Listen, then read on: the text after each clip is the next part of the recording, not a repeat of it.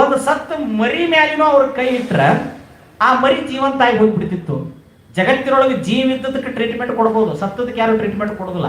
ಆದ್ರೆ ಮಹಾತ್ಮರು ಬರೀ ಆಡ್ಕೊಂತ ಮರಿ ಕೈ ಆಡಿಸಿದ್ರೆ ಬದುಕಿ ಬಿಡ್ತು. ಇಬ್ರಾಹಿಂಪುರದಾಗ ಪರಪ್ಪನ ಮಗ ತೀರ್ಕೊಂಡ್ರ ಕಣ್ಣಾಗ ಬಾಯಾಗ ಮಣ್ಣು ಹೋದ್ರ ಆ ಹುಡುಗನ ಹೇಳಲ್ಲ ತಮ್ಮ ಇನ್ನೂ ದಿವಸ ಮಾಡೋ ಅಂತ ಡುಬ್ಬ ಚಪ್ಪರಿಸ್ಬಿಟ್ರ ಹುಡುಗಿ ಎದ್ದು ಬಿಡುತ್ತು. ಅಂದ್ರೆ ಇವೆಲ್ಲವುಗಳನ್ನ ನಾವ್ ಏನ್ ತಿಳ್ಕೊಬೇಕಂದ್ರ ಮಹಾತ್ಮರ ತಪಸ್ಸಿನ ಸಿದ್ಧಿಯ ಸಾಧನೆಯ ಕರ್ತೃತ್ವ ಶಕ್ತಿ ಎಷ್ಟಿತ್ತು ಅನ್ನುವಂಥದ್ದು ಇದರ ಮೇಲೆ ಗೊತ್ತಾಗತ್ತೆ. ಇದರ ಮೇಲೆ ಇಂಥ ಅಘಟಿತ ಘಟನೆಗಳ ಮೇಲೆ, ಇಂಥ ಪವಾಡಗಳ ಮೇಲೆ ಗೊತ್ತಾಗತ್ತೆ. ಓಂ ಶ್ರೀ ಗುರು ಬಸವಲಿಂಗಾಯ ನಮಃ. ಸದ್ಗುರು ಚರಣ ಕಮಲವನ್ನ ಮಸ್ತಕದಲ್ಲಿ ಧಾರಣೆ ಮಾಡಿಕೊಳ್ತಾ ಮಹಾತ್ಮರ ಚರಿತ್ರೆಗಳನ್ನು ಕೇಳೋದಂದ್ರೆ ಅದು ಮೈಲಿಗೆ ಅರಿವಿನ ನೀರಿನಲ್ಲಿ ಎದ್ದಿ ಸೋಪ್ ಹಾಕಿ ತೊಳೆದು ಇಸ್ತ್ರಿ ಮಾಡಿ ಮತ್ತೆ ಮೈ ಮೇಲೆ ಹಾಕೊಂಡಷ್ಟು ಸಂತೋಷ ಅನ್ನುವಂಥ ಮಾತನ್ನ ಒಬ್ಬ ಕವಿ ಬರೀತಾರೆ. ಅವ್ರ ಚರಿತ್ರೆಯನ್ನು ಕೇಳೋದು ಅಂದ್ರೆ ಮನಸ್ಸು ಸ್ವಚ್ಛ ಆಗಿ ಹೋಗಿಬಿಡ್ತತೆ. ನಮ್ಮನ್ನ ನಾವು ಅಂತರ್ಮುಖವಾಗಿ ತಿಳ್ಕೊಳಕ್ಕೆ ಹಸ್ತತೆ ಅಂತ ಮನಸ್ಸು. ಯಾಕೆ ಅಂದ್ರೆ ಆ ಮಹಾತ್ಮರ ಚರಿತ್ರೆನೇ ಅಂಥದ್ದು. ನಾವು ನಡೆದಾಡಿದಂಥ ಈ ನೆಲದಾಗ 100 ವರ್ಷದ ಹಿಂದೆ ಇಂಥವ್ರು ಇದ್ರ ಅನ್ನೋದೇ ಒಂದು ದೊಡ್ಡ ಗೌರವ ಅಂತ ಹೇಳ್ತಾನೆ ಕವಿ. ಇವತ್ತು ನಾವು ಯಾವ ಮನೆ ಕಟ್ಟಿವಿ, ಎಲ್ಲಿ ನಾವು ಬಿತ್ತಿ ಬೆಳ್ಯಾಕತ್ತೀವಿ, ಎಲ್ಲಿ ಉಣ್ತೀವಿ, ಎಲ್ಲಿ ಅಡ್ಡಾಡ್ತೀವಿ, ಎಲ್ಲಿ ನಾವು ಜೀವನ ಮಾಡಾಕತ್ತೀವಿ, ಇಂಥ ನೆಲದಾಗ 100 ವರ್ಷಗಳ ಹಿಂದ ಇವತ್ತು ನಾವು ನೆನೀತಕ್ಕಂಥ ಒಬ್ಬ ಮಹಾತ್ಮ ನಡೆದಾಡಿ ಹೋಗ್ಯಾನ. ಆ ನೆಲದಲ್ಲಿ ನಾವು ಹುಟ್ಟಿ ಬಂದೀವಲ್ಲ, ಇದೇ ಒಂದು ದೊಡ್ಡ ಗೌರವ ಮತ್ತು ಹೆಮ್ಮೆ ಅನ್ನುವಂಥದ್ದನ್ನ ಕವಿಗಳು ಹೇಳ್ತಾರೆ. ಹೀಗಾಗಿ ಕನ್ನಡ ನಾಡು ಮಹಾತ್ಮರಿಂದ ತುಂಬಿ ತುಳುಕಿದ ನಾಡು. ಮಹಾತ್ಮರು, ಶರಣರು, ಸಂತರು, ಯೋಗಿಗಳು, ಹಠಯೋಗಿಗಳು, ಆರುಡರು ಎಲ್ಲಿ ನೋಡ್ತಿರಲ್ಲೇ ಇಲ್ಲಿ 365 ದಿನಾನೂ ಕನ್ನಡ ನಾಡಿನೊಳಗೆ ಜಾತ್ರೆನೇ ಅಂತೆ, ಸಂಭ್ರಮನೇ ಅಂತೆ, ಹಬ್ಬವೇ ಅಂತೆ. 12 ಅಮಾವಾಸ್ಯೆ ಅಲ್ಲ, 12 ಹುಣ್ಣಿಮೆ ಅಲ್ಲ, ಒಂದು ಏಕಾದಶಿ ಅಲ್ಲ, ಒಂದು ಶಿವರಾತ್ರಿ ಅಲ್ಲ, 365 ದಿನವೂ ಶಿವರಾತ್ರಿ ಅದಾವಂತೆ. ಇವತ್ತು ಇಲ್ಲಿದ್ರೆ ಮತ್ತೆ ನಾಳೆ ಇನ್ನೊಂದು ಕಡೆ ಇರ್ತಾರೆ ಒಬ್ಬ ಮಹಾತ್ಮನ ಜಾತ್ರೆ. ಇವತ್ತು ಉಣಕಲದಲ್ಲಿ ಸಿದ್ದಪ್ಪ ತಂದಿದ್ರೆ ಇನ್ನೊಂದು ವಾರದಲ್ಲಿ ಯಡಿಯೂರಿನಲ್ಲಿ ಸಿದ್ಧಲಿಂಗೇಶ್ವರರ ಜಾತ್ರೆ ಬರ್ತದೆ. ನೋಡ್ರಿ ಎಷ್ಟು ಪುಣ್ಯ ನಮ್ಮ ದೊಡ್ಡ ತಪಸ್ವಿಗಳು, ಒಬ್ರಿಗಿಂತ ಒಬ್ರು ಮಿಗಿಲಾದವರೇ ಇವರೆಲ್ಲ. ನೋಡಿ ಅವ್ರದ್ದು ಮುಗಿದ್ರೆ ಮತ್ತೆ ಗದಗಿನ ತೋಟಗಾರರ ಜಾತ್ರೆ ಬರ್ತದೆ. ನೋಡಿ ಸಿದ್ಧಲಿಂಗೇಶ್ವರರ, ಅದು ಆ ಪರಂಪರೆ ಮಠ. ಮತ್ತ ಅದು ಮುಗಿದ್ರೆ ಮತ್ತೆ ಕೂಡಲದ ಸಂಗಮೇಶ್ವರ ಜಾತ್ರೆ ಬರ್ತದೆ. ನಮ್ಮಲ್ಲಿ ಎಲ್ಲಿ ನೋಡಿದ್ರು ಮಹಾತ್ಮರು ಮಹಾತ್ಮರು ಮಹಾತ್ಮರು ಮಹಾತ್ಮರು. ನೋಡ್ರಿ ಅಂದ್ರೆ ಮಹಾತ್ಮರು ಎಂಥವ್ರು ಇವರು ಅಂತಂತಂದ್ರೆ, ಇದ್ದಾಗ ತಮ್ಮನ್ನು ತಾವು ಮೆರೆಸಿಕೊಳ್ಳಲಿಲ್ಲ. ಅವರು ಹೋದ ಮೇಲೆ ಹೇಳ್ತಾನಲ್ಲ ಅಜ್ಜ, ಎತ್ತಿನ ಕಸುವು ಇದ್ದಾಗಂತ ಶರಣರ ಕಸುವು ಸತ್ತ ಮೇಲೆ ಗೊತ್ತಾಕತ್ತೆ ಅಂತ ಹೇಳ್ತಾನಲ್ಲ, ಹಂಗ ಇವತ್ತು ಮಹಾತ್ಮರು. ಎತ್ತಿನ ಕಸುವು ಇದ್ದಾಗ ಗೊತ್ತಾಕತಿ, ಶರಣರ ಕಸುವು ಅವ್ರು ಹೋದ ಮೇಲೆ ಗೊತ್ತಾಕತಿ. ಇವತ್ತು ನಮಗೆ ಅವ್ರ ಕಸುವು ಗೊತ್ತಾಗಕತ್ತೈತಿ, ಎಷ್ಟು ಅವ್ರ ಕಸುವು ಇತ್ತು ಅನ್ನೋ. ಏನಪ್ಪ, ಒಬ್ಬ ಮಹಾತ್ಮನನ್ನು ಇನ್ನೂ ನಾವು ನೆನೆಸ್ತೀವಿ, ಆತನ ಸಲುವಾಗಿ ಮಠ ಕಟ್ತೀವಿ, ಕಾಣಿಕೆ ಕೊಡ್ತೀವಿ, ದಾಸೋಹ ಮಾಡ್ತೀವಿ. ಏನಿದೆಲ್ಲ ಅಂದ್ರೆ ಮಹಾತ್ಮರು ನಿಸ್ವಾರ್ಥಿಗಳು, ನಿಷ್ಪ್ರೇಮ ಹೃದಯಗಳವರು. ಶ್ರೀಮಂತ ಬಂದ ಅವನಿಗೊಂದು ಸನ್ಮಾನ, ಬಡವ ಬಂದ ಅವನಿಗೊಂದು ಸನ್ಮಾನ, ಅವ್ರ ಜೀವಮಾನದಾಗ ಇಲ್ಲ ಅಂತ ನೋಡಿ ಅಂತ ಘಟನೆಗಳು. ಇಂಥದ್ದು ಒಂದು ಕೂದಲು ಎಳೆಯಾಟ ತಪ್ಪು ಹುಡುಕಾಡಿದ್ರೆ ಮಹಾತ್ಮರ ಜೀವನದಾಗ ಸಿಗುದಿಲ್ಲ. ಕೊಟ್ಟವ ಬಂದ, ಕೊಡದವ ಬಂದ, ಚಲೋ ಇದ್ದವ ಬಂದ, ಎಡ ಇದ್ದವ ಬಂದ. ಅದಕ್ಕೆ ಎಂಥವ್ರಪ್ಪ ಶರಣರಂದ್ರ ಸಮ್ಮಾನ ಸರ್ವಗುಣ ಧರ್ಮ ಭಿಕ್ಷವನುಂಡು ನೆಮ್ಮುವೆನು ಶಿವ ಷಡಕ್ಷರಿ ಲಿಂಗವ ಅಂತ ಹೇಳ್ತಾರೆ ಮುತ್ತನಿ ಷಡಕ್ಷರಿಗಳು. ಸಮ್ಮಾನ ಅಂತ, ಸಮಾನ ಜಗತ್ತಿನೊಳಗೆ ಒಳ್ಳೇದು ಒಳ್ಳೇದು ಒಳ್ಳೇದು ಹೆಚ್ಚಿಂದು ಒಳ್ಳೇದು ಒಳ್ಳೇದು ಏನೈತಿ ಎಲ್ಲವೂ ಸಮಾನ ಸಮಾನ ಸಮಾನ. ಹೊಕ್ಕು ನೋಡಿದ್ರೆ ಇಂಥ ಗುಣ ಐತಿನವ್ರ ಅಂತೇಕಂದ್ರೆ ಐತೆ ಅಂತ ನೋಡಿ. ಹರಿಶ್ಚಂದ್ರನಲ್ಲಿರುವ ಸತ್ಯಗುಣ ಐತೆ ಅಂತ ನೋಡಿ, ದಯಾಗುಣ ಐತೆ ಅಂತ, ಸದ್ಗುಣ ಐತೆ ಅಂತ. ಯಾವ ಇಲ್ಲ ಅನ್ನಕ್ ಬರೋದಿಲ್ಲಂತ. ಒಳ್ಳೇದು ಅನ್ನೋದು ಎಲ್ಲ ಅದಾವಂತ. ಜಗತ್ತನ್ನ ಹಾಳು ಮಾಡುವಂತ ಕೆಟ್ಟ ಗುಣಗಳು ಎಲ್ಲಾರ ಅದಾವಂದ್ರೆ ಒಂದು ಕೂದಲೆಳೆ ಆಟೋ ಅವ್ರ ಹತ್ತಕ್ಕೆ ಇಲ್ಲ ಇಲ್ಲಂತ. ಅಂಥವ್ರು ಯಾರಾಗಿರ್ತಾರಂದ್ರೆ ಅವರು ಮಹಾತ್ಮರೇ ಆಗಿರುತ್ತಾರೆ. ಅವರು ಮಹಾತ್ಮ. ಅದಕ್ಕೆ ಅವ್ರ ದೃಷ್ಟಿ ಪರುಷ ದೃಷ್ಟಿ, ಸಮಾನ ದೃಷ್ಟಿ, ಸಮಾನ ದೃಷ್ಟಿ. ಭಕ್ತಿ ಎಲ್ಲಿರ್ತೈತೆ ಅಲ್ಲಿ ಒಲದ್ರವ್ರು. ಹೆಂಗಿರ್ತಾರ ಅವ್ರಂದ್ರೆ ಮಹಾತ್ಮರು ಹೇಳ್ತಾರಲ್ಲ, ಮುಳುಗುಂದದ ಬಾಲಲೀಲ ಮಹಂತ ಶಿವಯೋಗಿಗಳು, ಬಡಭಕ್ತ ಜನರಿಗೆ ಬಡವನಾಗಿರುತ್ತಿ ನೋಡಿ. ಯಾರಾದ್ರೂ ಬಡಭಕ್ತರು ಬಂದ್ರ ಅವ್ರಿಗೆ ಬಡವರಾಗೇ ಇದ್ರಂತವ್ರು, ಬಡವರಾಗೇ ಆಶೀರ್ವಾದ ಮಾಡಿದ್ರು. ಕಡು ಧನಿಕರಿಗೆ ಧನಿಕನಹನು, ಶ್ರೀಮಂತರು ಬಂದ್ರ ಶ್ರೀಮಂತನಾಗೆ ಆಶೀರ್ವಾದ ಮಾಡಿದ್ರು. ಶ್ರೀಮಂತರು ಬಂದಾಗ ಶ್ರೀಮಂತಾಗೇ ಇದ್ರು. ಬಡವ ಬಂದ ಇವತ್ತೇನು ಸರಿ ಆಗ್ತಾಗ ಹೋಗಿ ನಡಿ ಅಂತ ಅನ್ಲಿಲ್ಲ, ಅವನಿಗಿಂತ ಬಡವಾಗಿ ಆರಾಮದೇನಪ್ಪ ಚಂದದೆ ಅಂತಾನೆ ಮಾತಾಡಿಸಿದ್ರು ನೋಡಿ. ಶ್ರೀಮಂತರು ಬಂದ್ರೆ ಅವ್ರ ಗತ್ತಿನಾಗನ ಆಶೀರ್ವಾದ ಮಾಡಿದ್ರು. ಬಾಲಲೀಲ ಮಹಂತ ಶಿವಯೋಗಿಗಳು ಮೈಸೂರು ಮಹಾರಾಜರು ಕರ್ಕೊಂಡು ಹೋದಾಗ ಅವ್ರಿಗೆ ಶ್ರೀಮಂತರಾಗಿ ಆಶೀರ್ವಾದ ಮಾಡಿದ್ರು. ಆದ್ರೆ ಮತ್ತು ಮಠಕ್ಕೆ ಬರ್ಬೇಕಾದ್ರೆ 10,000 ಎಕರೆ ಭೂಮಿ ಕೊಡ್ತೀನಿ ತಗೋರ್ರಿ, 2 ಕ್ವಿಂಟಲ್ ಬಂಗಾರ ಕೊಡ್ತೀನಿ ತಗೋರ್ರಿ. ತಗೊಳ್ಳಿಲ್ಲ. ತಗೊಂಡದ್ದೇನು ಒಂದು ಕುಂಬಳಕಾಯಿ ಸೊರಟಿ ತಗೊಂಡ ಮಠಕ್ಕೆ ಬಂದ್ರು ನೋಡ್ರಿ. ಮಹಾತ್ಮರ ಗುಣ ಎಷ್ಟು ದೊಡ್ಡದು, ಮಹಾತ್ಮರ ಗುಣ ಎಷ್ಟು ದೊಡ್ಡದು. ಸಿದ್ದಪ್ಪಜವ್ರು ಮನಸ್ಸು ಮಾಡಿದ್ರ ಬಹುಶಃ ನನಗನ್ಸಿದ ಮಟ್ಟಿಗೆ ಅವ್ರು ಮನಸ್ಸು ಮಾಡಿದ್ರ ಇಬ್ರಾಹಿಂಪುರ, ಕಿತ್ತೂರು, ನಾವಳ್ಳಿ, ಎಚ್.ಎಸ್. ವೆಂಕಟಾಪುರ, ಲಿಂಗದಾಳ, ಅಮರಗೋಳ, ಶೆರೆವಾಡ, ಮನಗುಂಡಿ, ಧಾರವಾಡ, ಹಿರೇಕುಂಬಿ, ಸೌದತ್ತಿಯಲ್ಲಿ ಅವರು ಒಂದೊಂದು ದೊಡ್ಡ ದೊಡ್ಡ ಮಠ ಹಾಕಿದ್ವು. ಅವರಿದ್ದಾಗ ಆ ಮಠಕ್ಕೆ ಕನಿಷ್ಠ ಏನಿಲ್ಲ ಅಂದ್ರೆ 10-20 ಕೂರಿಗೆ ಜಮೀನು ಹಾಕಿದ್ವು. ಉಣಕಲದ ಊರಾಗ ಅವರು ಮನಸ್ಸು ಮಾಡಿದ್ರ ಒಂದು 100 ಕೂರಿಗೆ ಜಮೀನನ್ನ ಈ ಮಠಕ್ಕೆ ಅವ್ರು ಗಳಿಸಿಟ್ಟು ಹೋಗಿದ್ರು. ಎಂದೋ ಅವ್ರ ತಲೆಯಾಗ ಬರಲಿಲ್ಲ, ಎಂದೋ ಅವ್ರ ತಲೆಯಾಗ ಬರಲಿಲ್ಲ. ಯಾರೋ ಕಟ್ಟಿದ ಮೈಲಾರಲಿಂಗಪ್ಪನ ಕಟ್ಟಿ ಮ್ಯಾಗನ ಕುಂತರು. ಎಂತ ಸಾಮಾನ್ಯ ಮನುಷ್ಯ ಆದಾನಂದ್ರೂ ಅವ್ರಿಗೆ ಒಂದು ಸೂರು ಬೇಕು, ಒಂದು ಮನಿ ಬೇಕು ಅವ್ರಿಗೆ ಇರ್ಲಿಕ್ಕೆ. ಹಗಲೆಲ್ಲ ದುಡಿದು ಬಂದು ರಾತ್ರಿ ಮಲ್ಕೊಳ್ಳಿಕ್ಕೆ. ಯಪ್ಪ ನಿಮ್ಮದು ಮಠ ಕಟ್ಟುಂಡ್ರಿ ಅಂತ ಇಬ್ರಾಹಿಂಪುರದಾಗ ಅಂದ್ರೂ ಆಸ್ಪದ ಕೊಡ್ಲಿಲ್ಲ, ಲಿಂಗದಾಳದಾಗ ಅಂದ್ರೂ ಆಸ್ಪದ ಕೊಡ್ಲಿಲ್ಲ, ಉಣಕಲ್ಲಾಗಂದ್ರೂ ಆಸ್ಪದ ಕೊಡ್ಲಿಲ್ಲ, ಅಮರಗೋಳದಾಗಂದ್ರೂ ಆಸ್ಪದ ಕೊಡ್ಲಿಲ್ಲ. ಅಪ್ಪನ ಮಠ ಕಣ್ಣಿಗೆ ಕಾಣೋ ಮಠ ಬಯಲು ಮಠ ನೋಡ್ರಿ. ಎಲ್ಲಿ ಕಟ್ಟವ್ರು ನೀವು ಅದನ್ನ? ಅಪ್ಪನ ಮಠ ಅಂದ್ರೆ ಅದು ಬಯಲು ಮಠ. ಆಕಾಶ ಎಲ್ಲಿ ಮಠ ಐತೆ ಅಲ್ಲಿ ಮಠ ಹುಟ್ಟು ಅಪ್ಪನ ಮಠನ ಐತಿಲೆ. ಅಪ್ಪನ ಮಠನ ಮಡಿಚಿಡಾಕ್ ಬರೋದಿಲ್ಲ, ಅದನ್ನು ಸುತ್ತಿಡಾಕ್ ಬರೋದಿಲ್ಲ. ಅಪ್ಪನ ಮಠ ಅಂದ್ರೆ ಅದು ಕಣ್ಣಿಗೆ ಕಾಣೋ ಮಠ, ಬಯಲು ಮಠ. ವಾಯುದೇವನ ಗಾಳಿ ಹೊಡಿತಾನಂತ, ಸೂರ್ಯಚಂದ್ರದ ದೀಪ ಆಗಿ ಬೆಳಗ್ತಾರಂತ ಹೇಳಿದವರು ಸಿದ್ದಪ್ಪನವರು ಹೊರತು ಒಂದು ಸೀಮಿತ ಮಠಕ್ಕೆ ಅವರು ಸೀಮಿತ ಆಗಿ ಇದ್ದವರಲ್ಲ. ಸ್ಮಶಾನ, ಯಾವರ ಹಾಳು ಬಿದ್ದು ಗುಡಿ, ಎಲ್ಲರ ಊರಾಗ ಯಾವರ ಕಟ್ಟಿ, ಯಾವರ ಹಳೆ ಗವಿ ಅವ ಅವರು ವಾಸಸ್ಥಾನ. ಆಕಾಶವೇ ಬದುಕಿ, ಭೂಮಿನ ತೆಲಗುಂಬ, ನಿಶ್ಚಿಂತ ನಿರಾಳ.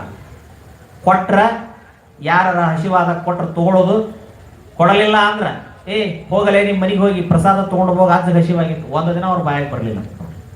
ಅದಕ್ಕಾಗಿ ಅವ್ರ ಚರಿತ್ರೆಯಲ್ಲಿ ಬರ್ತದೆ, ಅವರನ್ನ ಕೊನೆಯ ತನಕ ನಾನು ಅವ್ರನ್ನ ಹಿಡದೆ ನನ್ನ ಮನ್ಯಾಗ ಇಟ್ಕೊಂಡೆ, ನಾ ದ್ವಾಪಾನ ಮಾಡಿದ್ದೆ ಅಂತ ಅನ್ನೋ ಒಂದು ಮನಿನೂ ಸಿಗುದಿಲ್ಲ ಅಂತ. ಹಂಗೆ ಯಾರು ಋಣದಾಗೂ ಸ್ವಾಮಿ ಇಲ್ಲ ಅಂತ ನೋಡ್ರಿ, ಯಾರು ಋಣದಾಗೂ ಇಲ್ಲ. ನಾ ಮಾಡಿದೆ ಅಜ್ಜಗ, ನಾ ಪ್ರತಿನಿತ್ಯ ಎಡಿ ಕೊಟ್ಟೆ, ನಾ ದ್ವಾಪಾನ ಮಾಡಿದೆ, ಅರಿವಿ ಕೊಟ್ಟೆ, ಅಂಚಡಿ ಕೊಟ್ಟೆ, ಚಪ್ರ ಹಾಕಿ ಕೊಟ್ಟೆ, ಒಬ್ಬರು ಸಿಗುದಿಲ್ಲ. ಯಾರು ಋಣದಾಗೂ ನಾವು ಇರಲಿಲ್ಲ ಅಂತ ನೋಡ್ರಿ ಸ್ವಾಮಿ. ಹಂಗಿದ್ದಿರ್ಬೇಕು. ಬಡಭಕ್ತ ಜನರಿಗೆ ಬಡವನಾಗಿಯನು, ಕಡು ಧನಿಕರಿಗೆ ಧನಿಕನನು, ಪಡವಿ ಭಕ್ತರ ಭೋಗದೊಡನಿರ್ತು ಇಲ್ಲದಂತೆ ನೋಡಿ. ಭಕ್ತರು ಕೂಡಿ ಇದ್ದು ಇಲ್ಲದಂಗಿದ್ದು ಮೃಡ ಮಹಾಂತ ಲಿಂಗ ತಾ ಕಡೆಗಿರುವನು ಮತ್ತು ಕಡೆಗೆ ಇದ್ರಂತ. ಊರು ಸುಟ್ರು ಹನುಮಪ್ಪ ಹೊರಗನ್ನುವಂಗ ಮತ್ತು ಊರು ಬಿಟ್ಟು ಹೊರಗೆ ಇದ್ರಂತ. ಆದ್ರೂ ಊರಿನ ಜನರ ವಿಷಯಗಳಿಗೆ ಅಂಟ್ಕೊಂತಿದ್ದಿಲ್ಲ. ಹೆಂಗಿದ್ರ ಅಂದ್ರೆ ಕುಂಬಾರ ಹುಳ ಕೆಸರಿನಾಗಿದ್ರು ಕಾಲಿಗೆ ಹುದಲು ಹಚ್ಕೊಳ್ಳದಂಗ, ಕಮಲದ ಹೂವ ಕೆಸರಿನಾಗ ಬೆಳೆದ್ರು ಆ ಕೆಸರಿಗೆ ಅಂಟ್ಕೊಳ್ಳಾರ್ದಂಗ ಸಿದ್ದಪ್ಪಜ್ಜವರು ಊರಿನ ಜನರ ಮಧ್ಯದಲ್ಲಿ ಇದ್ದೂ ಇಲ್ಲದಂಗ ಅವ್ರು ಇದ್ರು. ಅವರು ನಿರ್ವಿಷಯರಾಗಿದ್ರು, ನಿರ್ಮೋಹಿಗಳಾಗಿದ್ರು ಅಂತ ಪುಣ್ಯ. ಅದಕ್ಕೆ ಅವ್ರು ಕೈ ಮಾಡಿದ್ರೆ ಮಳೆ ಬಂತು, ಬ್ಯಾಡ್ ಅಂದ್ರೆ ಮಳೆ ಹೋತು. ಅವ್ರು ಕೈ ಮಾಡಿದ್ರೆ ಕಾಲು ಅಳವಾಡಿಸಿದ್ರೆ ಸವಳ ನೀರು ಹೋಗಿ ಸಿಹಿ ನೀರಾತು.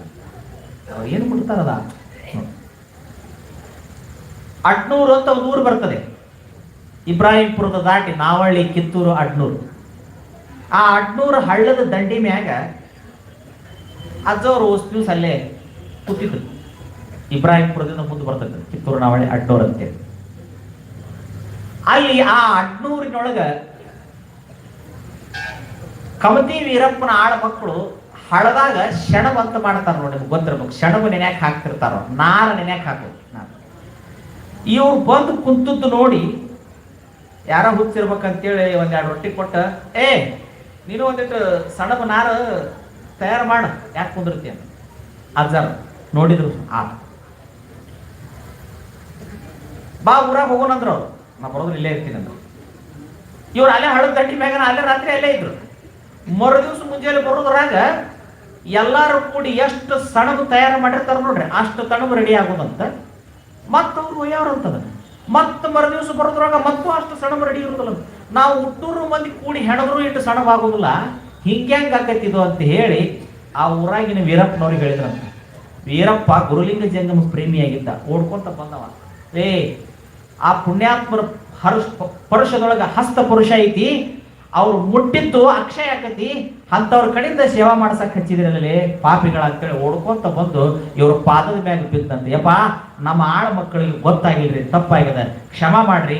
ನಿಮ್ಮಂತ ಪುಣ್ಯಾತ್ಮರ ಕಡೆಯಿಂದ ಶಣವ ನೆನೆಸಿ ನಾರ್ ಹೊಲಿಸೋದು ನಂದ್ಯಾವ ಕರ್ಮ ಅಂದಾಗನ, ಇಲ್ಲಪ್ಪ ಸ್ವಾಮಿ ಆದವ, ಗುರು ಆದವ, ಸಂದರ್ಭ ಬಂದಾಗ ಕಾಯ್ಕಾನು ಮಾಡಿ ಉಣ್ಬೇಕಾಕತಿ ಅಂದ್ರಂತವ್ರು. ಯಾಕಂದ್ರೆ ಅವ್ರು ಏನು ಬಿಡ್ತಾರ ಒಂದು ಸ್ಥಿತಿ ಆಯ್ತು. ಹಿಂದೇಳಿದ್ನಲ್ಲ, ಕುಕನೂರು ಊರಾಗ ಒಬ್ಬ ಹೆಣ್ಮಗಳು ಒಂದು ಮುದುಕಿ ಬಾಂತಿ ಕೂಸಿನ ತಲೆ ಎರೆ ಕೊಬ್ಬರಿ ಎಣ್ಣೆ ತೊಗೊಂಡು ಹೋಗಂದ್ರೆ ಆ ಕೊಬ್ಬರಿ ಎಣ್ಣೆ ತಂದು ಕೊಟ್ರ. ಆ ಕೊಬ್ಬರಿ ಎಣ್ಣೆ ಮತ್ತು ಹೆಂಗಿತ್ತು, ದಿನ ಎರೆ ಹಾಕಿ ಮತ್ತು ದಿನ ತುಂಬಿರೋದ, ದಿನ ಎರೆ ಹಾಕಿ ದಿನ ತುಂಬಿರೋದ. ಅವರ ಪೂರ್ವದ ಘಟನೆಗಳು, ಊರು ಬಿಟ್ಟು ಬಂದಾಗಿನ ಘಟನೆಗಳು. ಹಿಂಗ ಅವರ ಲೀಲೆನೇ ಬಹಳ ಅದ್ಭುತ, ಅವರ ಲೀಲೆನೇ ಬಹಳ ಅದ್ಭುತ, ಅವರ ಲೀಲೆನೇ ಬಹಳ ಅದ್ಭುತ. ಇಂಥ ಪುಣ್ಯಾತ್ಮರಾಗಿರುವಂಥ ಸಿದ್ದಪ್ಪಜನವರು ಇಬ್ರಾಹಿಂಪುರದ ಕುಂತಾಗ 10 ಮಣಿಗೆ 3 ಮಧ್ಯಾಹ್ನದ ಬಿಸಿಲು ಸರದ 4 ಹೊತ್ತು ಬಂದಿತ್ತು. ನಾವಳಿಯಿಂದ ದುಂಡಪ್ಪ, ಚಿಲಕವಾಡದಿಂದ ಮುದುವೀರಪ್ಪ ಅಂತ ಇಬ್ರು ಭಕ್ತರು ಹೊಕ್ಕಾರ ಅವರಂತೆ. ಚಿಲಕವಾಡ ಬಲ್ಲರವಾಡ ಅಂತ ಬರ್ತದೆ, ಆ ಕಡೆ ನಾವಳ್ಳಿ ಕಿತ್ತೂರು ಅಂತ ಬರ್ತದೆ. ಇಬ್ರು ಗೆಳೆಯರವರು ಎಲ್ಲಿ ಹೊಕ್ಕಾರ ಅಂದ್ರೆ ಅಜ್ಜಾರ ಬೆಟ್ಟೆಗೆ ಹೊಕ್ಕಾರ. ಶಾಸ್ತ್ರ ನಡೆದಿರ್ತೈತಿ ಇಬ್ರಾಹಿಂಪುರದಲ್ಲಿ, ಚಿಪ್ಪಾಡಿ ಬಸಪ್ಪನ ಮನೆ ಕಟ್ಟಿ ಮೇಲೆ ಶಾಸ್ತ್ರ ನಡೆದಿರ್ತದೆ. ಅವರಿಗೆ ಬಿಸಿಲಾಗ ಬಂದ ಮೇಲೆ ಬೆಲ್ಲದ ನೀರು ಕೊಟ್ಟು, ಬೆಲ್ಲ ಕೊಟ್ಟು ಅವ್ರನ್ನ ಕುಂದರ್ಸ್ತಾರ. 5 ಹೊಕ್ಕತಿ, 6 ಹೊಕ್ಕತಿ, ಹಂಗ ಶಾಸ್ತ್ರ ಹಂಗ ಹೊಂಟ ಬಿಡ್ತೈತಿ. ಕೇಳ್ಬೇಕು ಕೇಳ್ಬೇಕು ಕೇಳ್ಬೇಕು ಅನ್ನೋದ್ಕನ ಒಳೆ ಒಳೆ ಒಳೆ ಒಳೆ ಒಳೆ ಆನಂದ ಆಗಿ ಕತ್ಲಾಗ್ತದೆ. ಕತ್ಲಾದಾಗ ಅವ್ರು ಏನಿಬ್ರು ಭಕ್ತರು ಬಂದಿದ್ರಲ್ಲ, ನಮಸ್ಕಾರ ಮಾಡಿ ಹೋಗಾಕ ನಿಂದಿರ್ತಾರ. ಭಕ್ತರು ಅಂತಾರ, ಮತ್ತೆ ಯಾಕೆ ಹೋಗಿರಿ, ಕತ್ಲಾಗಿತ್ತು, ಬೆಳಗಾರದ ಮೇಲೆ ಹೋಗಿರಂತ, ಇಲ್ಲೇ ವಸ್ತಿ ಮಾಡಿಬಿಡ್ರಿ ಅಂದಾಗ, ಇಲ್ಲ ಹೋಗ್ಲೇಬೇಕು, ಅನಿವಾರ್ಯ ಐತಿ, ಹೋಗ್ಲೇಬೇಕು. ಅಜ್ಜಗೆ ನಮಸ್ಕಾರ ಮಾಡಕ್ ಬರ್ತಾರೆ. ಬ್ಯಾಡ್ರಿ, ಹೋಗಬೇಡ್ರಿ, ವಿಷ ತಯಾರಾಗೈತಿ ಅಂತ ಹೇಳ್ತಾರ ಅಜ್ಜ. ಅವಂಗ ನಾವಳ್ಳಿ ದುಡ್ಡಪ್ಪ ಹೇಳ್ತಾರ, ಹೋಗ್ಬೇಡೋ, ವಿಷ ಕಾಯಕತ್ತ ನಿನಗೆ ಮನ್ಯಾಗ, ಅದಕ್ಕೆ ಯಾಕೆ ಹೋಗಿದಿ, ಸುಮ್ಮನೆ ಇಲ್ಲೇ ಇರೋ, ಇಲ್ಲೇ ಪ್ರಸಾದ ಮಾಡೋ, ಇಲ್ಲೇ ಮಲ್ಕೊ, ಮುಂಜಾನೆ ಹೋಗಿರಂತ ಅಂದಾಗನ ಅವರು ಮಾತು ಕೇಳೋದಿಲ್ಲ. ಅಜ್ಜಾರ ದರ್ಶನ ತಗೊಂಡ ಹಿಂಗ ಅನ್ನವ್ರ ಹೋಗೋಣ ನಡಿ ಅಂತೇಳಿ ಬರ್ತಾ. ಬಂದ ಮೇಲೆ ರಾತ್ರಿ ಏನು ದುಡ್ಡಪ್ಪ, ನಾವಳ್ಳಿ ದುಡ್ಡಪ್ಪ ತನ್ನ ಮನೆಗೆ ಬರ್ತಾನಲ್ಲ, ಕತ್ಲಾಗಿರ್ತೈತಿ. ಅವಾಗ ಚಕಡಿ ಮ್ಯಾಗ ಬರ್ಬೇಕು, ನಡ್ಕೊಂತ ಬರ್ಬೇಕು. ಕತ್ಲಾದ ಸಂದರ್ಭದೊಳಗ ಇನ್ನು ಇವ್ರು ಬಂದಾಗ ಮಲ್ಕೊಂಡವ್ರು ನೀನ್ ಏನ್ ಎಬ್ಸೋದು ಅಂತ ತಿಳ್ಕೊಂಡು, ಇವ್ ಬರೋಕ್ಕಿಂತ ಮೊದಲ ತಾಟ ತಂಬಿಗಿ ಅಡಿಗೆ ನೆಲ ಗಡ್ಯಾಗ ರೆಡಿ ಇಟ್ಟು ಅವ್ರು ಮಲಗಿರ್ತಾರ. ಮಲಗಿದವ್ರು ನಿನ್ನೇನು ಎಬ್ಸೋದು ಬಿಡು ಅಂತ ಹೇಳಿ, ನೀವು ಏನು ಮಾಡಿದ ದೊಡ್ಡಪ್ಪ ಹಿರಿಯ ಅಂದ್ರ, ಆ ತಾಟ್ ಹಚ್ಚಿ ಮಣಿ ಹಾಕಿ ನೆಲಗಣಿ ಮ್ಯಾಗ ಇಟ್ಟಂತ ಅಡಿಗೆನ ತಾನ ನೀಡಿಕೊಂಡು ಉಂಡ 2 ತಾಸಿನ್ಯಾಗ ವಿಷಪ್ರಾಶನೆ ಆಗಿತ್ತದರಲ್ಲಿ. ಆಸ್ತಿ ಸಲುವಾಗಿ ಅವನು ಸಾಯಿ ಹಿಡಿಬೇಕಂತ ತಿಳ್ಕೊಂಡು ಮೊದಲ ಅಲ್ಲಿ ವಿಷ ತುಂಬಿ ಅದ್ರಾಗ ಹಾಕಿಟ್ಟಿದ್ರು. ಅವನ ತಿಂದ ಸತ್ತು ವಿಲಿ ವಿಲಿ. ಅಜ್ಜ ಬಡ್ಕೊಂಡು ಹೋಗ್ಬೇಡ, ವಿಷ ಕಾಯಕತ್ತಲಿ ಮನ್ಯಾಗ, ವಿಷ ಕಾಯಕತ್ತತಿ, ಹೋಗ್ಬೇಡ ಅಂದ್ರು ನಿನ್ನ ಮಾತು ಕೇಳಿ ನಾ ಬಂದೆಪ್ಪ ಅಂತ ಹೇಳಿ ಕೊನೆಗೂ ಅವ ಗುರುವಿನ ಮಾತು ಧಿಕ್ಕರಿಸಿ ಬಂದದಕ್ಕೆ ವಿಷಪ್ರಾಶನದಿಂದ ನಾವಳ್ಳಿ ದುಂಡಪ್ಪ ತೀರ್ಕೊಂಡ ಅಂತ ಹೇಳಿ ಅವ್ರ ಚರಿತ್ರೆಯಲ್ಲಿ ಬಂದ ನೋಡ್ರಿ. ಅದಕ್ಕೆ ಮಹಾತ್ಮರ ಮಾತು ನಾವು ಮೀರಿ ಯಾಕೆ ಹೋಗ್ಬಾರ್ದು ಅಂದ್ರೆ ಇದಕ್ಕೆ ಹೋಗ್ಬಾರ್ದು. ಅವ್ರ ಮಾತು ಮೀರಿ 1 ಅಣೆ ತಪ್ಪಿದ್ರೆ 1000 ಅಣೆ ತಪ್ಪಿರ್ತಾವ ಅಂತ ಮುಂದೆ ನೋಡಿ, 1000 ಕಷ್ಟಗಳು ತಪ್ತಾವ. ಈ ಸುದ್ದಿ ಮರು ದಿವಸ ಅದಕ್ಕೆ ಗೊತ್ತಾಗ್ತದ. ಹುಚ್ಚೊಳೆ ಗಂಡಗ ನೀನು ಹೇಳಿದ್ದೆ ಹೋಗಬೇಡಲೇ ವಿಷ ಕಾಯಕತ್ತ ಅಂತ ಹೇಳಿ ಹೋದ. 1 ರಾತ್ರಿ ತಪ್ಪಿದ್ರ ಇನ್ನೂ ಅಂಥವು 1000 ರಾತ್ರಿಗಳಿದ್ದು ಅವ್ರ ಹಣೆ ಬಾರದಾಗ ಹೋಗ್ಬಿಟ್ಟು ಆಗ ಅವ್ರವ್ರು ಪಡ್ಕೊಂಬಂದದ್ದು ಅವ್ರವ್ರು ಉಣ್ಣಾಕಬೇಕಂತೇಳಿ ಅಜ್ಜ ಮತ್ತೆ ಅಂತರ್ಮುಖ ಸ್ಥಿತಿಗೆ ಬಂದ. ಹೀಗೆ ಅವರ ಜೀವನದಲ್ಲಿ ಅನೇಕ ಚರಿತ್ರೆಗಳಾಕ್ಕವು, ಅನೇಕ ಘಟನೆಗಳಾಕ್ಕವು. ಅನೇಕ ಅಂದ್ರೆ ಅನೇಕ. ಅವು ಹುಡುಗಾಟಿಕೆ ಮಾಡ್ಕೊಂತಾನೆ ಮಾಡ್ತಿದ್ರು ಅವರು. ಹಳೆ ನಕ್ಕೊಂತ ಶಾಸ್ತ್ರ ಹೇಳ್ಕೊಂತ ತಿಳುವಳಿಕೆ ಹೇಳ್ಕೊಂತ ಗೊತ್ತಾಕಿತ್ತು. ಮತ್ತ ಅವ್ರಿಗೆ ತಿಳಿತಿಲ್ಲ, ಲೇ ಅಪನಾರ ಉಣ್ಕಲ್ ಹೊಕ್ಕಾರ ಅಂತಲೇ ಮತ್ತೆ ಉಣ್ಕಲ್ ಬಂದ್ಬಿಡೋ. ಉಣ್ಕಲ್ ಆ ಇಬ್ರಾಹಿಂಪುರ್ ಬಿಟ್ಟಾಗ ಎಷ್ಟೊತ್ನ್ಯಾಗ ಅವ್ರು ಉಣ್ಕಲ್ಕ್ ಬರ್ತಿದ್ರು ಅಂತಂದ್ರೆ ಅವ್ರು ಯಾವಾಗ ಬಂದ್ರು ಯಾವಾಗ ಹಾದ್ರಿ ಆಗಿ ಗೊತ್ತಾಗಿದ್ದಿಲ್ಲ ಅಂತ. ಒಮ್ಮೊಮ್ಮೆ ಅವರು ಇಲ್ಲಿಯೂ ಇರ್ತಿದ್ರಂತ ಅಲ್ಲಿನೂ ಕಾಣ್ತಿದ್ರಂತ ನೋಡಿ, ಎರಡೆರಡು ಕಡೆ ಅವ್ರು ಕಾಣ್ತಿದ್ರು. ಹೈದರಾಬಾದ್ ತೇಲಿ ಹೋದ ಪ್ರಸಂಗ ಅದನ್ನ ಉಣಕಲ್ಲದ ಮೈಲಾರಲಿಂಗಪ್ಪನ ಕಟ್ಟಿ ಮ್ಯಾಗೂ ಹೇಳ್ಯಾರ, ಇಬ್ರಾಹಿಂಪುರದ ಚವಣಿ ಕಟ್ಟಿ ಮ್ಯಾಗೂ ಎರಡೂ ಕಡೆ ಹೇಳ್ತಾರಂತ. ಹೈದರಾಬಾದ್ ತೇಲಿ ಹೋದ್ಲಿ ಅನ್ನೋ ಸುದ್ದಿ ನೋಡಿ, ಎರಡೂ ಕಡೆ ಹೇಳ್ತಾರ. ಹೆಂಗ ಸಾಧ್ಯ ಅಂದ್ರೆ ಮಹಾತ್ಮರಿಗೆ ಸಾಧ್ಯ ಇದೆ. ಸ್ಥೂಲ ಶರೀರ, ಸೂಕ್ಷ್ಮ ಶರೀರ, ಕಾರಣ ಶರೀರ. ಇಲ್ಲಿದ್ರ ಅನ್ನೋದ್ಲೇನ ಅಲ್ಲಿ ಅಂತ ಘಟನೆಗಳು ಅವ್ರ ಜೀವನದಲ್ಲಿ ಬಹಳ ಬರ್ತಾವ. ಅಂತ ಘಟನೆಗಳು ಇಲ್ಲೇ ಉಣಕಲ್ಲದ ಮೈಲಾರಲಿಂಗಪ್ಪನ ಕಟ್ಟಿ ಮೇಲೆ ಕುಂತಾಗ ಶಾಸ್ತ್ರ ನಡೆದಿತ್ತು. ಹಲ್ಲು ಹೋಗಿ ಬೆನ್ನು ಬಾಗಿ ಅನ್ಯರಿಗೆ ಹಂಗಾಗದ ಮುನ್ನ, ಕಾಲ ಮೇಲೆ ಕೈಯ ನೂರಿ ಕೋಲು ಹಿಡಿಯದ ಮುನ್ನ, ಮುಪ್ಪು ಬಾರದ ಮುನ್ನ, ಮೃತ್ಯು ಬಂದು ಒಯ್ಯದ ಮುನ್ನ, ತತ್ವ ಕೆಲಸವ ಮಾಡು ಕೂಡಲು ಸಂಗಮ ದೇವನ ಅಂತ ಒಬ್ಬ ಭಕ್ತ ಒಂದು ವಚನ ಹಾಡಿದ. ಲೇ ರಾಣ್ಯ, ಇದ್ರ ಬಸವಣ್ಣವ್ರು ಬರೀತಾರಲೇ, ನಾವು ಪರಮಾತ್ಮನ ಧ್ಯಾನ ಯಾವಾಗ ಮಾಡ್ಬೇಕು ಗೊತ್ತನ? ಹಲ್ಲು ಬಿತ್ತು, ಬಾಯಾಗ ಹಲ್ಲು ಬಿತ್ತು, ಗುಡುಗೂರಿ ಕೆಮ್ಮಕೊಂತ ನಾವು ಶಿವ ಶಿವ ಅಂದ್ರೆ ಅದು ನಾಲಿಗೆ ಟಿವಾ ಟಿವಾ ಅನ್ನುವಂಗ ಆದಾಗ ಪರಮಾತ್ಮನ ಧ್ಯಾನ ಮಾಡಬಾರ್ದಲೇ ರಾಣ್ಯ. ಯಾವಾಗ ಮಾಡ್ಬೇಕು ಗೊತ್ತನ? ಬಾಯಾಗ ಹಲ್ಲಿದ್ದಾಗ, ಮೈಯಾಗ ಕಸುವಿದ್ದಾಗ ಪರಮಾತ್ಮನ ಸೇವಾ ಮಾಡ್ಬೇಕಲೇ. ಅದಕ್ಕೆ ಭಕ್ತರಾದವರು ಬೆಳಿಗ್ಗೆ ಎದ್ದು ಸ್ನಾನ ಮಾಡಿ ಲಿಂಗ ಪೂಜೆ ಮಾಡ್ಕೊಂಡು ಅವ್ರ ಕಾಯಕಕ್ಕೆ ಹೋಗ್ಬೇಕಲೇ, ಅಂದ್ರೆ ಅವ್ರಿಗೆ ಚಲೋ ಆಗೈತಿ ಅಂತ ಹೇಳಿ ಅಜ್ಜ ಅವ್ರಿಗೆ ಹೇಳ್ತಿದ್ದ. ಎಲ್ಲಾ ಸೋತು ಕಳ್ಕೊಂಡ ಮೇಲೆ ಮಾಡ್ಕೊಳಕ್ ಬಂದ್ರೆ ಏನು ಪ್ರಯೋಜನ ಐತಿಲೇ ವಾಸ್ಯ, ಏನು ಪ್ರಯೋಜನ ಐತಿ ಬಸಪ್ಪ ಅಂತೇಳಿ ಭಕ್ತರಿಗೆ ಹೇಳಕತ್ತಿದ್ದ. ಆ ಟೈಮ್ನ್ಯಾಗ ನೋಡ್ರಿ ಲಿಂಗ ಪೂಜೆ ಮಹತ್ವವನ್ನು ಒತ್ತು ಹೇಳ್ತಿದ್ದ. ಇವತ್ತು ನನಗೆ ಬಹಳ ಸಂತೋಷ, ಬೆಳಗಿನ ಜಾವ ಇವತ್ತು 125 ಮಂದಿ ಇಲ್ಲಿ ಲಿಂಗ ದೀಕ್ಷೆ ಆಯಿತು. ಬಹಳ ಅದ್ಭುತ ಕಾರ್ಯಕ್ರಮ.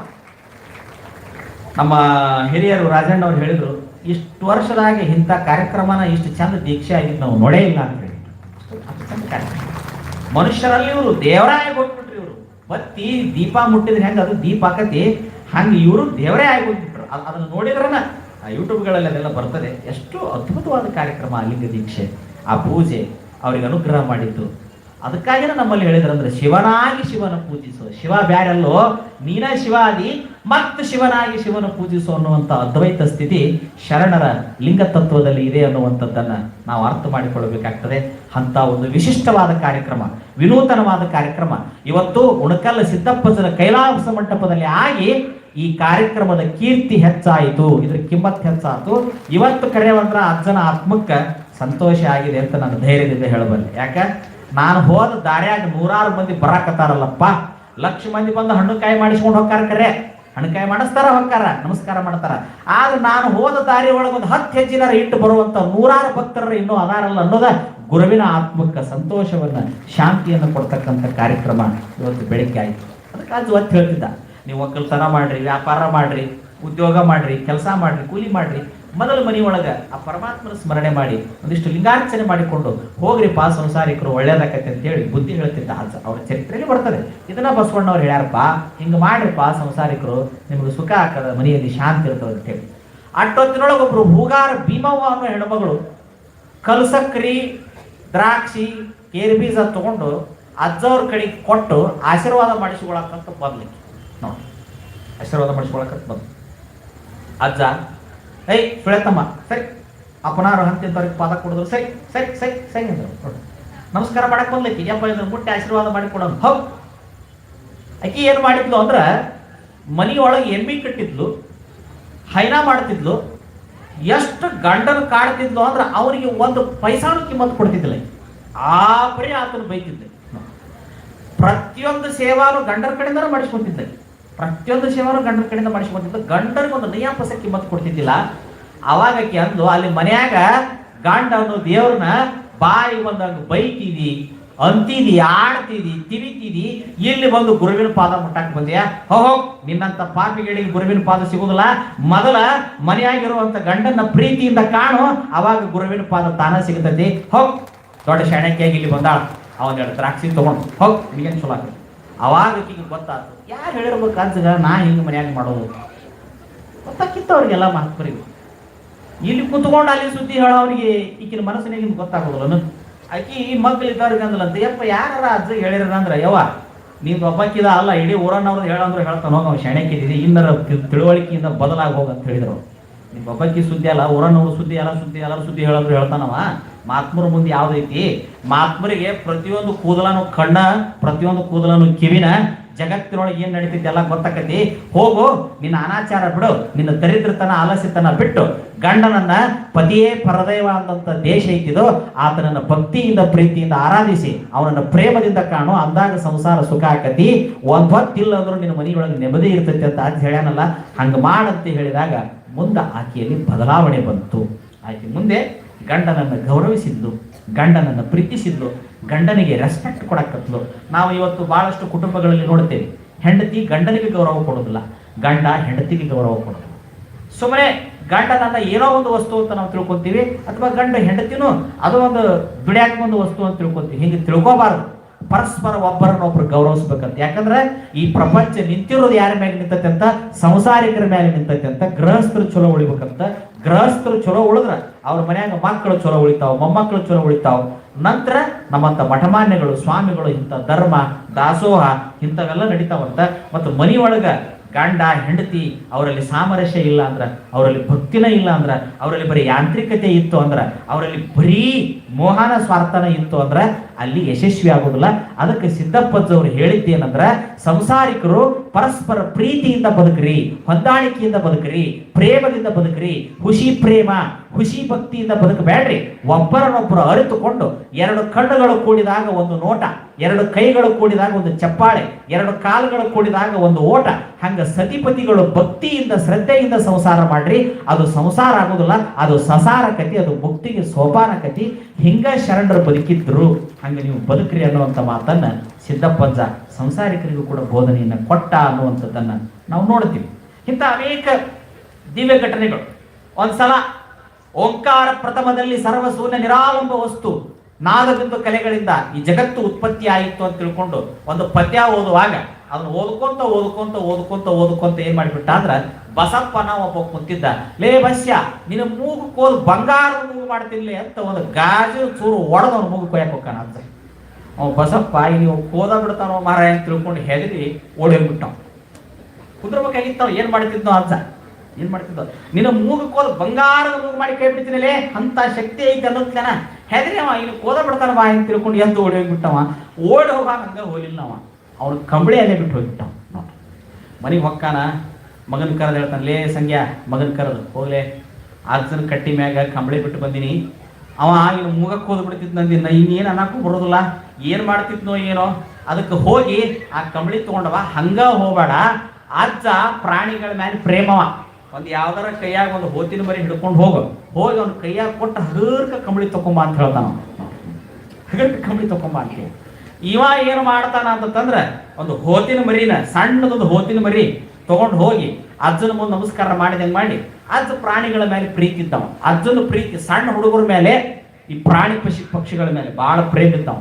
ಮಹಾತ್ಮರಾದವ್ರು ಯಾವಾಗಲೂ ಒಂದು ಸಣ್ಣ ಮಕ್ಕಳ ಮೇಲೆ ಪ್ರೇಮ ಇರ್ತಾರ, ಇನ್ನೊಂದು ಪ್ರಾಣಿ ಪಕ್ಷಿಗಳ ಮೇಲೆ ಅವ್ರು ಬಹಳ ಪ್ರೇಮ ಇರ್ತಾರೆ. ಮಹಾತ್ಮರಾದವ್ರ ಗುಣ, ಅವರಲ್ಲಿ ಆ ಗುಣ ಇರ್ತೈತೆ ಅವ್ರಿಗೆ. ಯಾಕಂದ್ರೆ ಅವ್ರ ಮಕ್ಕಳ ಮೇಲೆ ಬಹಳ ಪ್ರೇಮ. ಅವ್ರು ನೋಡಿದ್ರಲ್ಲ, ನಿನ್ನೆ ದೇವರಾಯಪ್ಪನ ಮೊಮ್ಮಗ ಹುಡುಗದ ಸಲುವಾಗಿ ಅಳಾಕತ್ರ, ಹೋಗ್ಲಿ ಮೊದಲ ಆ ಹುಡುಗ ತಿನಿಸು, ಮಕ್ಕಳು ದೊಡ್ಡವಂತ ಅಪ್ಪನಕ್ಕಿಂತ ಮಕ್ಕಳು ಪ್ರೇಮ ಇದ್ರೆ ಅಪ್ಪ ಪ್ರೇಮ ಇರ್ತಾನೆ ಅಂತೇಳಿ ಆ ಹುಡುಗುಂಡ್ರೆ ಇಲ್ಲೇ ಅಪ್ಪ ಅಂದ್ಬಿಟ್ರು, ಅವ್ರನ್ನ ಹೊಡೆ ತುಂಬುತ್ತಂತ ಹೇಳಿಬಿಟ್ರು. ಅಷ್ಟು ಮಕ್ಕಳ ಮೇಲೆ ಅವ್ರಿಗೆ ಪ್ರೇಮ. ಅದಕ್ಕಾಗಿ ಅವರಿಗೆ ಮಕ್ಕಳ ಪ್ರಿಯರಂತಾರೆ. ಮುಳುಗುಂದದ ಬಾಲಿನ ಮಾನಸಿಗಳು ಕೂಡ ಮಕ್ಕಳಂಗ ಇರ್ತಿದ್ರು. ಅವರು ಸಣ್ಣ ಹುಡುಗರು ಕರ್ಕೊಂಡು ಆಡ್ತಿದ್ರು, ಅವ್ರನ್ನ ತೊಡಿ ಮ್ಯಾಗ ಕರ್ಕೊಂಡು ಕುದುರ್ತಿದ್ರು, ಅವ್ರನ್ನ ಎತ್ಕೊಂತಿದ್ರು, ಕುಂಕಿ ಮರಿ ಹಚ್ಚಿಸ್ಕೊಂತಿದ್ರು, ಅವ್ರು ಕೂಡ ಗುಂಡ ಆಡ್ತಿದ್ರು. ದೊಡ್ಡವ್ರು ಯಾರು ಹೋಗ್ಬೇಕಾದ್ರೆ ಹೆದರಿ ಹೋಗ್ಬೇಕಾಗಿತ್ತು ಅವ್ರ ಹತ್ತಕ್ಕ. ಸಣ್ಣ ಹುಡುಗರು ಹೋಗಿ ಬೆಕ್ಕಾದಂಗ ಅವ್ರ ಮೇಲೆ ಹತ್ತಿ ಜಿಗದಾಂಡೆ ಏನೇನೇನೇನೋ ಅಂತಿದ್ದಿಲ್ಲ ಅಂತ. ಯಾಕಂದ್ರೆ ಮಹಾತ್ಮರು ಮಕ್ಕಳಲ್ಲಿನೂ ದೇವರ ಸ್ವರೂಪವನ್ನು ಕಾಣುತ್ತಾರೆ. ಹೀಗಾಗಿ ಅವರಿಗೆ ಮಕ್ಕಳ ಪ್ರಿಯರು. ಯಾರೇ ಮಹಾತ್ಮರಾಗ್ಲಿ ಮಕ್ಕಳ ಮೇಲೆ ಪ್ರೇಮ ಇರತ್ತಾರ. ಅವ್ರು ಅಂದ್ರೆ ಮಕ್ಕಳ ಮೇಲೆ ಯಾಕೆ ಪ್ರೇಮ ಇರ್ತಾರ ಅಂದ್ರೆ, ಮಕ್ಕಳ ಮನಸ್ಸು ಪ್ರೇಮ ಇರ್ತತಿ, ಸ್ವಚ್ಛ ಇರ್ತತಿ, ಅಲ್ಲಿ ಯಾವುದೇ ದ್ವೇಷ ಇರೋದಿಲ್ಲ, ದೇವರ ಸ್ವರೂಪ ಇರ್ತತಿ. ಅದಕ್ಕೆ ಮಕ್ಕಳ ಮೇಲೆ ಎಲ್ಲರೂ ಮಹಾತ್ಮರಾದವರು ಪ್ರೀತಿಯನ್ನು ಮಾಡ್ತಾರೆ. ಹೀಗಾಗಿ ಅವರು ಆ ಮರಿ ಕೊಟ್ಟವ, ಆ ಹೊತ್ತಿನ ಮರಿ ಒಳ್ಳೆ ಹಣಿ ಮ್ಯಾಗ ಬೆಳೆ ಟಿಗಳಿದ್ದಂಗಿತ್ತು. ಎಷ್ಟು ಚಂದ ಐತಿಲೇ ಇದ್ರದ್ದು ಕಣ್ಣ, ಎಷ್ಟು ಚಂದ ಐತಿಲೇ ಇದ್ರದ್ದು ಹಣಿ ಅಂತ ತಿಕ್ಕಾಕ ಕತ್ತತ್ಲೇನೆ ನೀವೇನು ಮಾಡಿದ್ರಿ, ಇದ ಚಾನ್ಸ್ ಅಂದವನ ಆ ಕಬಳಿ ತಡಗ್ರ ತೊಗೊಂಡು ಹೊಡಿಯೋಗ್ಬಿಟ್ಟಿವ್. ಹಿಂಗೆ ಕಬಳಿ ತೊಗೊಂಡು ಹೊಡಿಯೋಗ್ಬಿಟ್ಟ. ಕಂಬಳಿ ತಕ್ಕೊಳ್ಳುವಾಗ ಅಜ್ಜವ್ರ ಮರಿ ಏನೋ ಮಾಡ್ತಾನ ಬಾ ಅಂತ ತಿಳ್ಕೊಂಡು ಅದನ್ನ ಹಿಂಗೆ ಹಿಚಿಗೆ ಹಿಡಿದು ಬಿಟ್ರು. ಹಿಚಿಗೆ ಹಿಡಿದ ತಕ್ಷಣ ಆ ಮರಿ ಅವ್ರ ಕೈಯಾಗನ ಸತ್ತು ಹೋಗ್ಬಿಡುತ್ತೆ. ಸಣ್ಣ ಎಳೆ ಮರಿ ಇತ್ತು. ಹತ್ತೋದು ಬಿಟ್ಲಕ್ಕನ ಎಲ್ಲ ಸೋಗಲಾಡಿ ಸಂಖ್ಯಾ ಮಗನ ನನ್ನ ಮುಂದೆ ನಾಟಕ ಮಾಡಿ ನಿಮ್ಮ ಅಪ್ಪ ನಿನ್ನ ಕಂಬಳಿ ತರ ಕಳಿಸಿದ್ ನನಗೆ ಆಗ್ಲಿ ಅಂದಾಗನ ಅವ ಯಾವ್ದು ಮರಿ ತಂದು ಕೊಟ್ಟಿದ್ ನೋಡ, ಅವ ಬಂದು ಅಯ್ಯೋ ನನ್ನ ಮರಿ ಸಾಯಿ ಬಿಡದಿಟ್ಟಿ, ನನ್ನ ಮರಿ ಸಾಯಿ ಬಿಡಲಿ ಅದಂತಾನ. ಏನ್ ಗಾತಾತಲೇ ಅಪ್ಪನಾರ ಮೇಲೆ ಅಪವಾದ ಬಂತಲ್ಲೇ ಸಿದ್ಧ ಏನು ಮಾಡಿದಿಲ್ಲ ಅಂತ ಅವನ ತನ್ನ ಹಸ್ತ ತಗೊಂಡು ಆ ಅಡಮರಿ ಮೇಲೆ ಹೊತ್ತಿನ ಮರಿ ಮೇಲೆ ಹೇಳಲೆ ಎದ್ದು ಜಿಗದಾಡ ಅಂತಂದ. ಅದು ಮತ್ತೆ ಎದ್ದು ಜಿಗದಾಡ್ಕೊಂತ ಹೋಗ್ಬಿಡ್ತು, ಎದ್ದು ಜಿಗದಾಡ್ಕೊಂತ ಹೋಗ್ಬಿಡ್ತು. ಇಂಥ ಘಟನೆಗಳು ಒಂದಲ್ಲ, ಎರಡಲ್ಲ, ಸಾಕಷ್ಟು ಅವ್ರ ಜೀವನದಲ್ಲಿ ಇಂಥ ಘಟನೆಗಳು ಬಹಳಷ್ಟು ಬರ್ತಾವ. ವಿಪರೀತ ಇಂಥ ಘಟನೆಗಳು ಬರ್ತಾವ. ಯಾಕೆ ಇಂಥ ಘಟನೆಗಳು ಅವ್ರ ಜೀವನದಲ್ಲಿ ಯಾಕಾವ? ಒಂದು ಸತ್ತು ಮರಿ ಮ್ಯಾಲಿನೂ ಅವ್ರ ಕೈ ಇಟ್ರ ಆ ಮರಿ ಜೀವಂತ ಆಗಿ ಹೋಗ್ಬಿಡ್ತಿತ್ತು. ಜಗತ್ತಿನೊಳಗೆ ಜೀವ ಇದ್ದದಕ್ಕೆ ಟ್ರೀಟ್ಮೆಂಟ್ ಕೊಡ್ಬೋದು, ಸತ್ತದಕ್ಕೆ ಯಾರು ಟ್ರೀಟ್ಮೆಂಟ್ ಕೊಡೋದಿಲ್ಲ. ಆದ್ರೆ ಮಹಾತ್ಮರು ಬರೀ ಆಡ್ಕೊಂತ ಮರಿ ಕೈ ಆಡಿಸಿದ್ರೆ ಬದುಕಿ ಬಿಡ್ತು. ಇಬ್ರಾಹಿಂಪುರದಾಗ ಪರಪ್ಪನ ಮಗ ತೀರ್ಕೊಂಡ್ರ ಕಣ್ಣಾಗ ಬಾಯಾಗ ಮಣ್ಣು ಹೋದ್ರ ಆ ಹುಡುಗನ ಹೇಳಲೇ ತಮ್ಮ ಇನ್ನೂ ದಿವಸ ಬಾಳದವೇನು ಅಂತ ಡುಬ್ಬ ಚಪ್ಪರಿಸ್ಬಿಟ್ರ ಹುಡುಗಿ ಎದ್ದು ಬಿಡುತ್ತು. ಅಂದ್ರೆ ಇವೆಲ್ಲವುಗಳನ್ನ ನಾವ್ ಏನ್ ತಿಳ್ಕೊಬೇಕಂದ್ರ ಮಹಾತ್ಮರ ತಪಸ್ಸಿನ ಸಿದ್ಧಿಯ ಸಾಧನೆಯ ಕರ್ತೃತ್ವ ಶಕ್ತಿ ಎಷ್ಟಿತ್ತು ಅನ್ನುವಂಥದ್ದು ಇದರ ಮೇಲೆ ಗೊತ್ತಾಗತ್ತೆ. ಇದರ ಮೇಲೆ ಇಂಥ ಅಘಟಿತ ಘಟನೆಗಳ ಮೇಲೆ, ಇಂಥ ಪವಾಡಗಳ ಮೇಲೆ ಗೊತ್ತಾಗತ್ತೆ.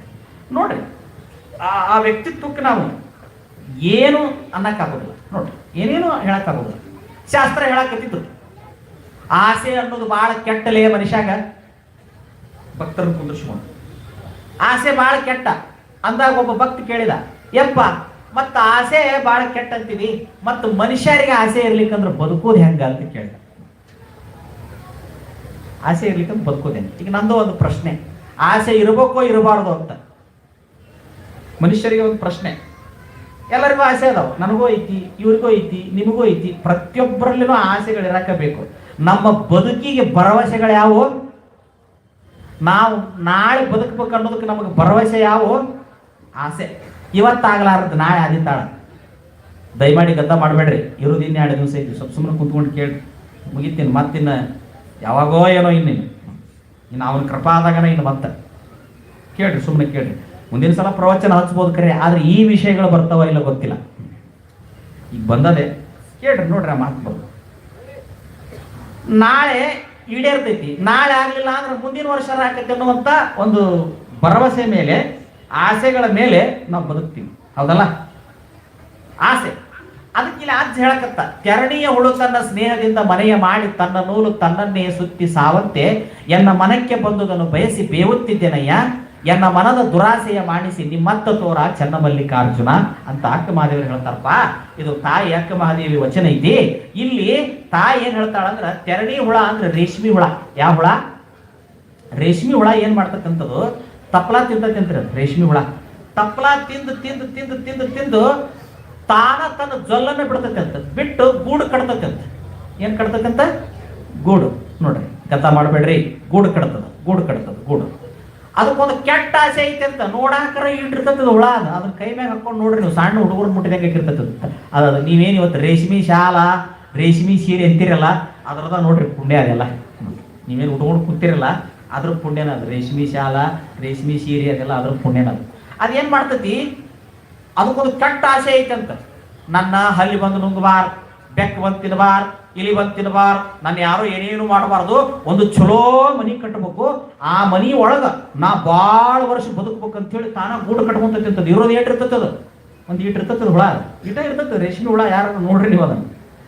ತಾನ ಹೆಂಗ್ ಗೂಡು ಕಟ್ತಿರ್ತತಿ ಅಂದ್ರೆ ನೋಡ್ತಿರ್ಬೇಕದ. ಹಂಗ ಹುಳ ಹೆಂಗ್ ಮೇಕ್ ಇಟ್ಟ ಹಾಕೊಂಡ ತಪ್ಪಲ ಹೋಗಿರಿ ನೀವು, ಒಂದು ತಾಸಿನಾಗ ತಿಂದು ಚಟ ಶುರು ಮಾಡಿಬಿಡ್ತದೆ ನೋಡ್ರಿ.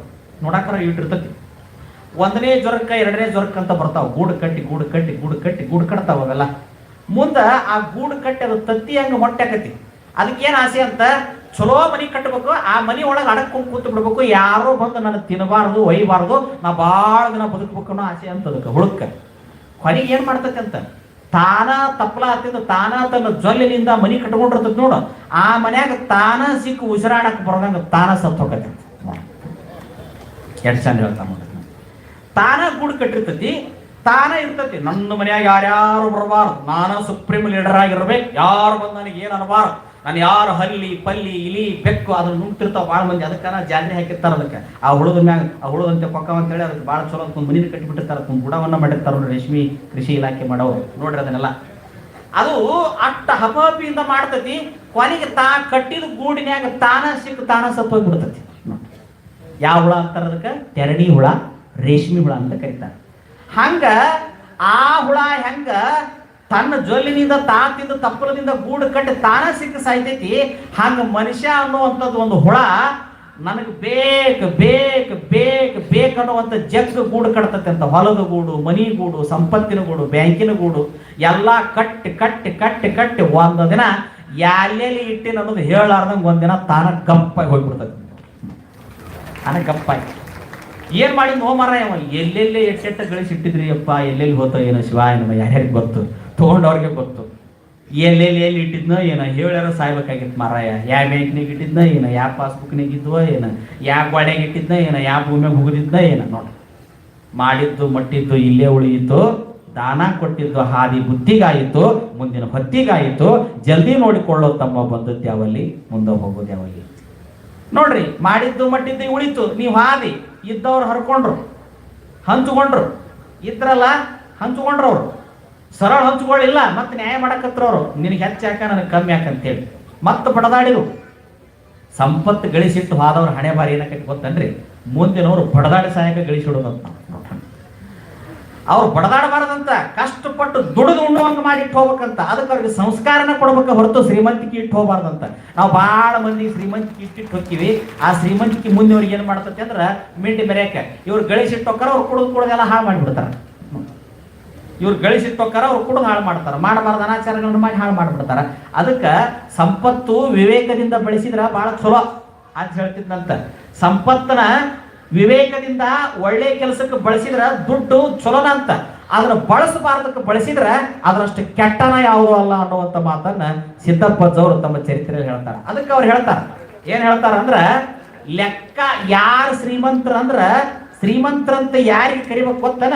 ಯಾರಿಗೆ ಶ್ರೀಮಂತರಂತ ಕರಿಬೇಕಂದ್ರ ಏನ್ ಹೇಳ್ತಾರ ಗೊತ್ತನ ಸಿದ್ದಪ್ಪಜ್ಜವರು? ಹೋಗುದು ಬರುದು ಲೆಕ್ಕ ಇಟ್ಟವ್ರು ಶ್ರೀಮಂತರಲ್ಲಂತ.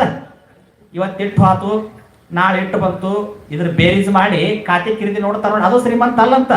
ಬರಿಬಾರ್ದಂತ, ಓದುತ್ತು ಗೊತ್ತಿರಬಾರ್ದಂತ, ಬಂದದ್ದು ಗೊತ್ತಿರಬಾರ್ದಂತ, ಹಂಗಿರ್ಬೇಕಂತ. ಅದು ಶ್ರೀಮಂತಿಕೆ ಅಂತಾರ ನೋಡ್ರಿ. ಹಂಗಿರ್ಬೇಕು ಅಂದ್ರೇನು?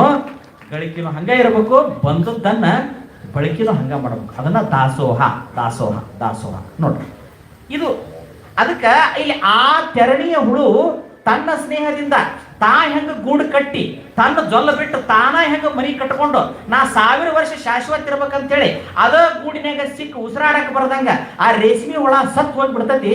ಹಂಗ ಮನುಷ್ಯನು ಕೂಡ ಆಸೆಯ ಅತಿಯಾದ ದುರಾಸೆಯ ಗೂಡು ಕಟ್ಟಿ ಒಂದಿನ ಆಯುಷ್ಯ ಹೊತ್ತು ಮುಣಗತೈತಿ, ಕತ್ಲಾಕೈತಿ, ಬೆಳಗ್ಗೆ ಹರಿತೈತಿ, ದಿನ ಹೊಕ್ಕಾವು. ಹಿಂದಿನ ವರ್ಷ ಹೋತು, ಮುಂದಿನ ವರ್ಷ ಬಂತು, ದಿವಸಗಳದಂಗ ಹೊತ್ತು ಮುಣಗಿ ಕತ್ತಾದಂಗ ನಮ್ಮ ಆಯುಷ್ಯದಾಗ ಒಂದಿನ ಕಡಿಮೆ ಹಾಕವಂತ ಹೆಚ್ಚೆಂದು ಆಗುದಿಲ್ಲಂತ. ಆಯುಷ್ಯ ಮುಗಿತೈತೆ ಅಂತ, ದಿನ ಹೊತ್ತು ಮುಣಗಿದಂಗ ಒಂದೊಂದು ದಿನ ಕಡಿಮೆ ಆಗಕತ್ತೈತೆ ಅಂತ. ಆದ್ರೂ ನಾವು ಬಹಳ ದಿನ ಇರ್ತೀವಿ ಅನ್ನುವಂಥ ಭ್ರಮೆಗೊಳಗಾಗಿ ಬರೀ ಹಣನ ಗಳಿಸ್ತೀವಿ ಅಂತ, ಸಂಪತ್ತು ಗಳಿಸ್ತೀವಿ ಅಂತ.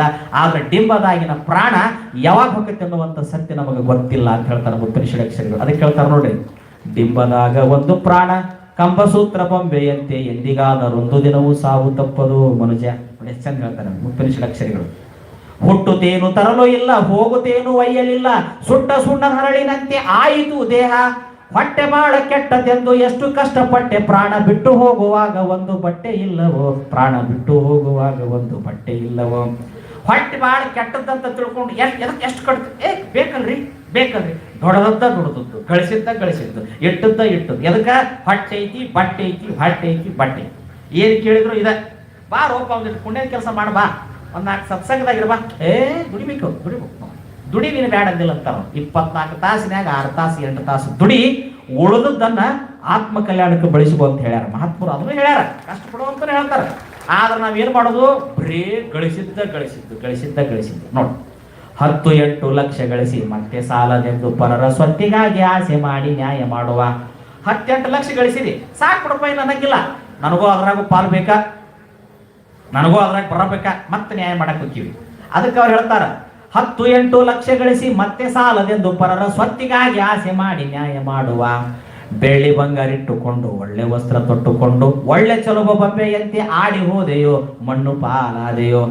ಏನ್ ಬೆಳ್ಳಿ ಬಂಗಾರ ಇಟ್ಟುಕೊಂಡು ಒಳ್ಳೆ ವಸ್ತ್ರ ತೊಟ್ಟುಕೊಂಡು ಏನ್ ದಿನಾ ಆಡ್ತೀವಿ, ಎಷ್ಟು ಮಂದಿ ಬೆಳ್ಳಿ ಬಂಗಾರ ಇಟ್ಕೊಂಡವ್ರು ಅವ್ರ ಜೊತೆ ಹೋದಾರ ಹೇಳ್ರಿ ನೋಡೋಣ.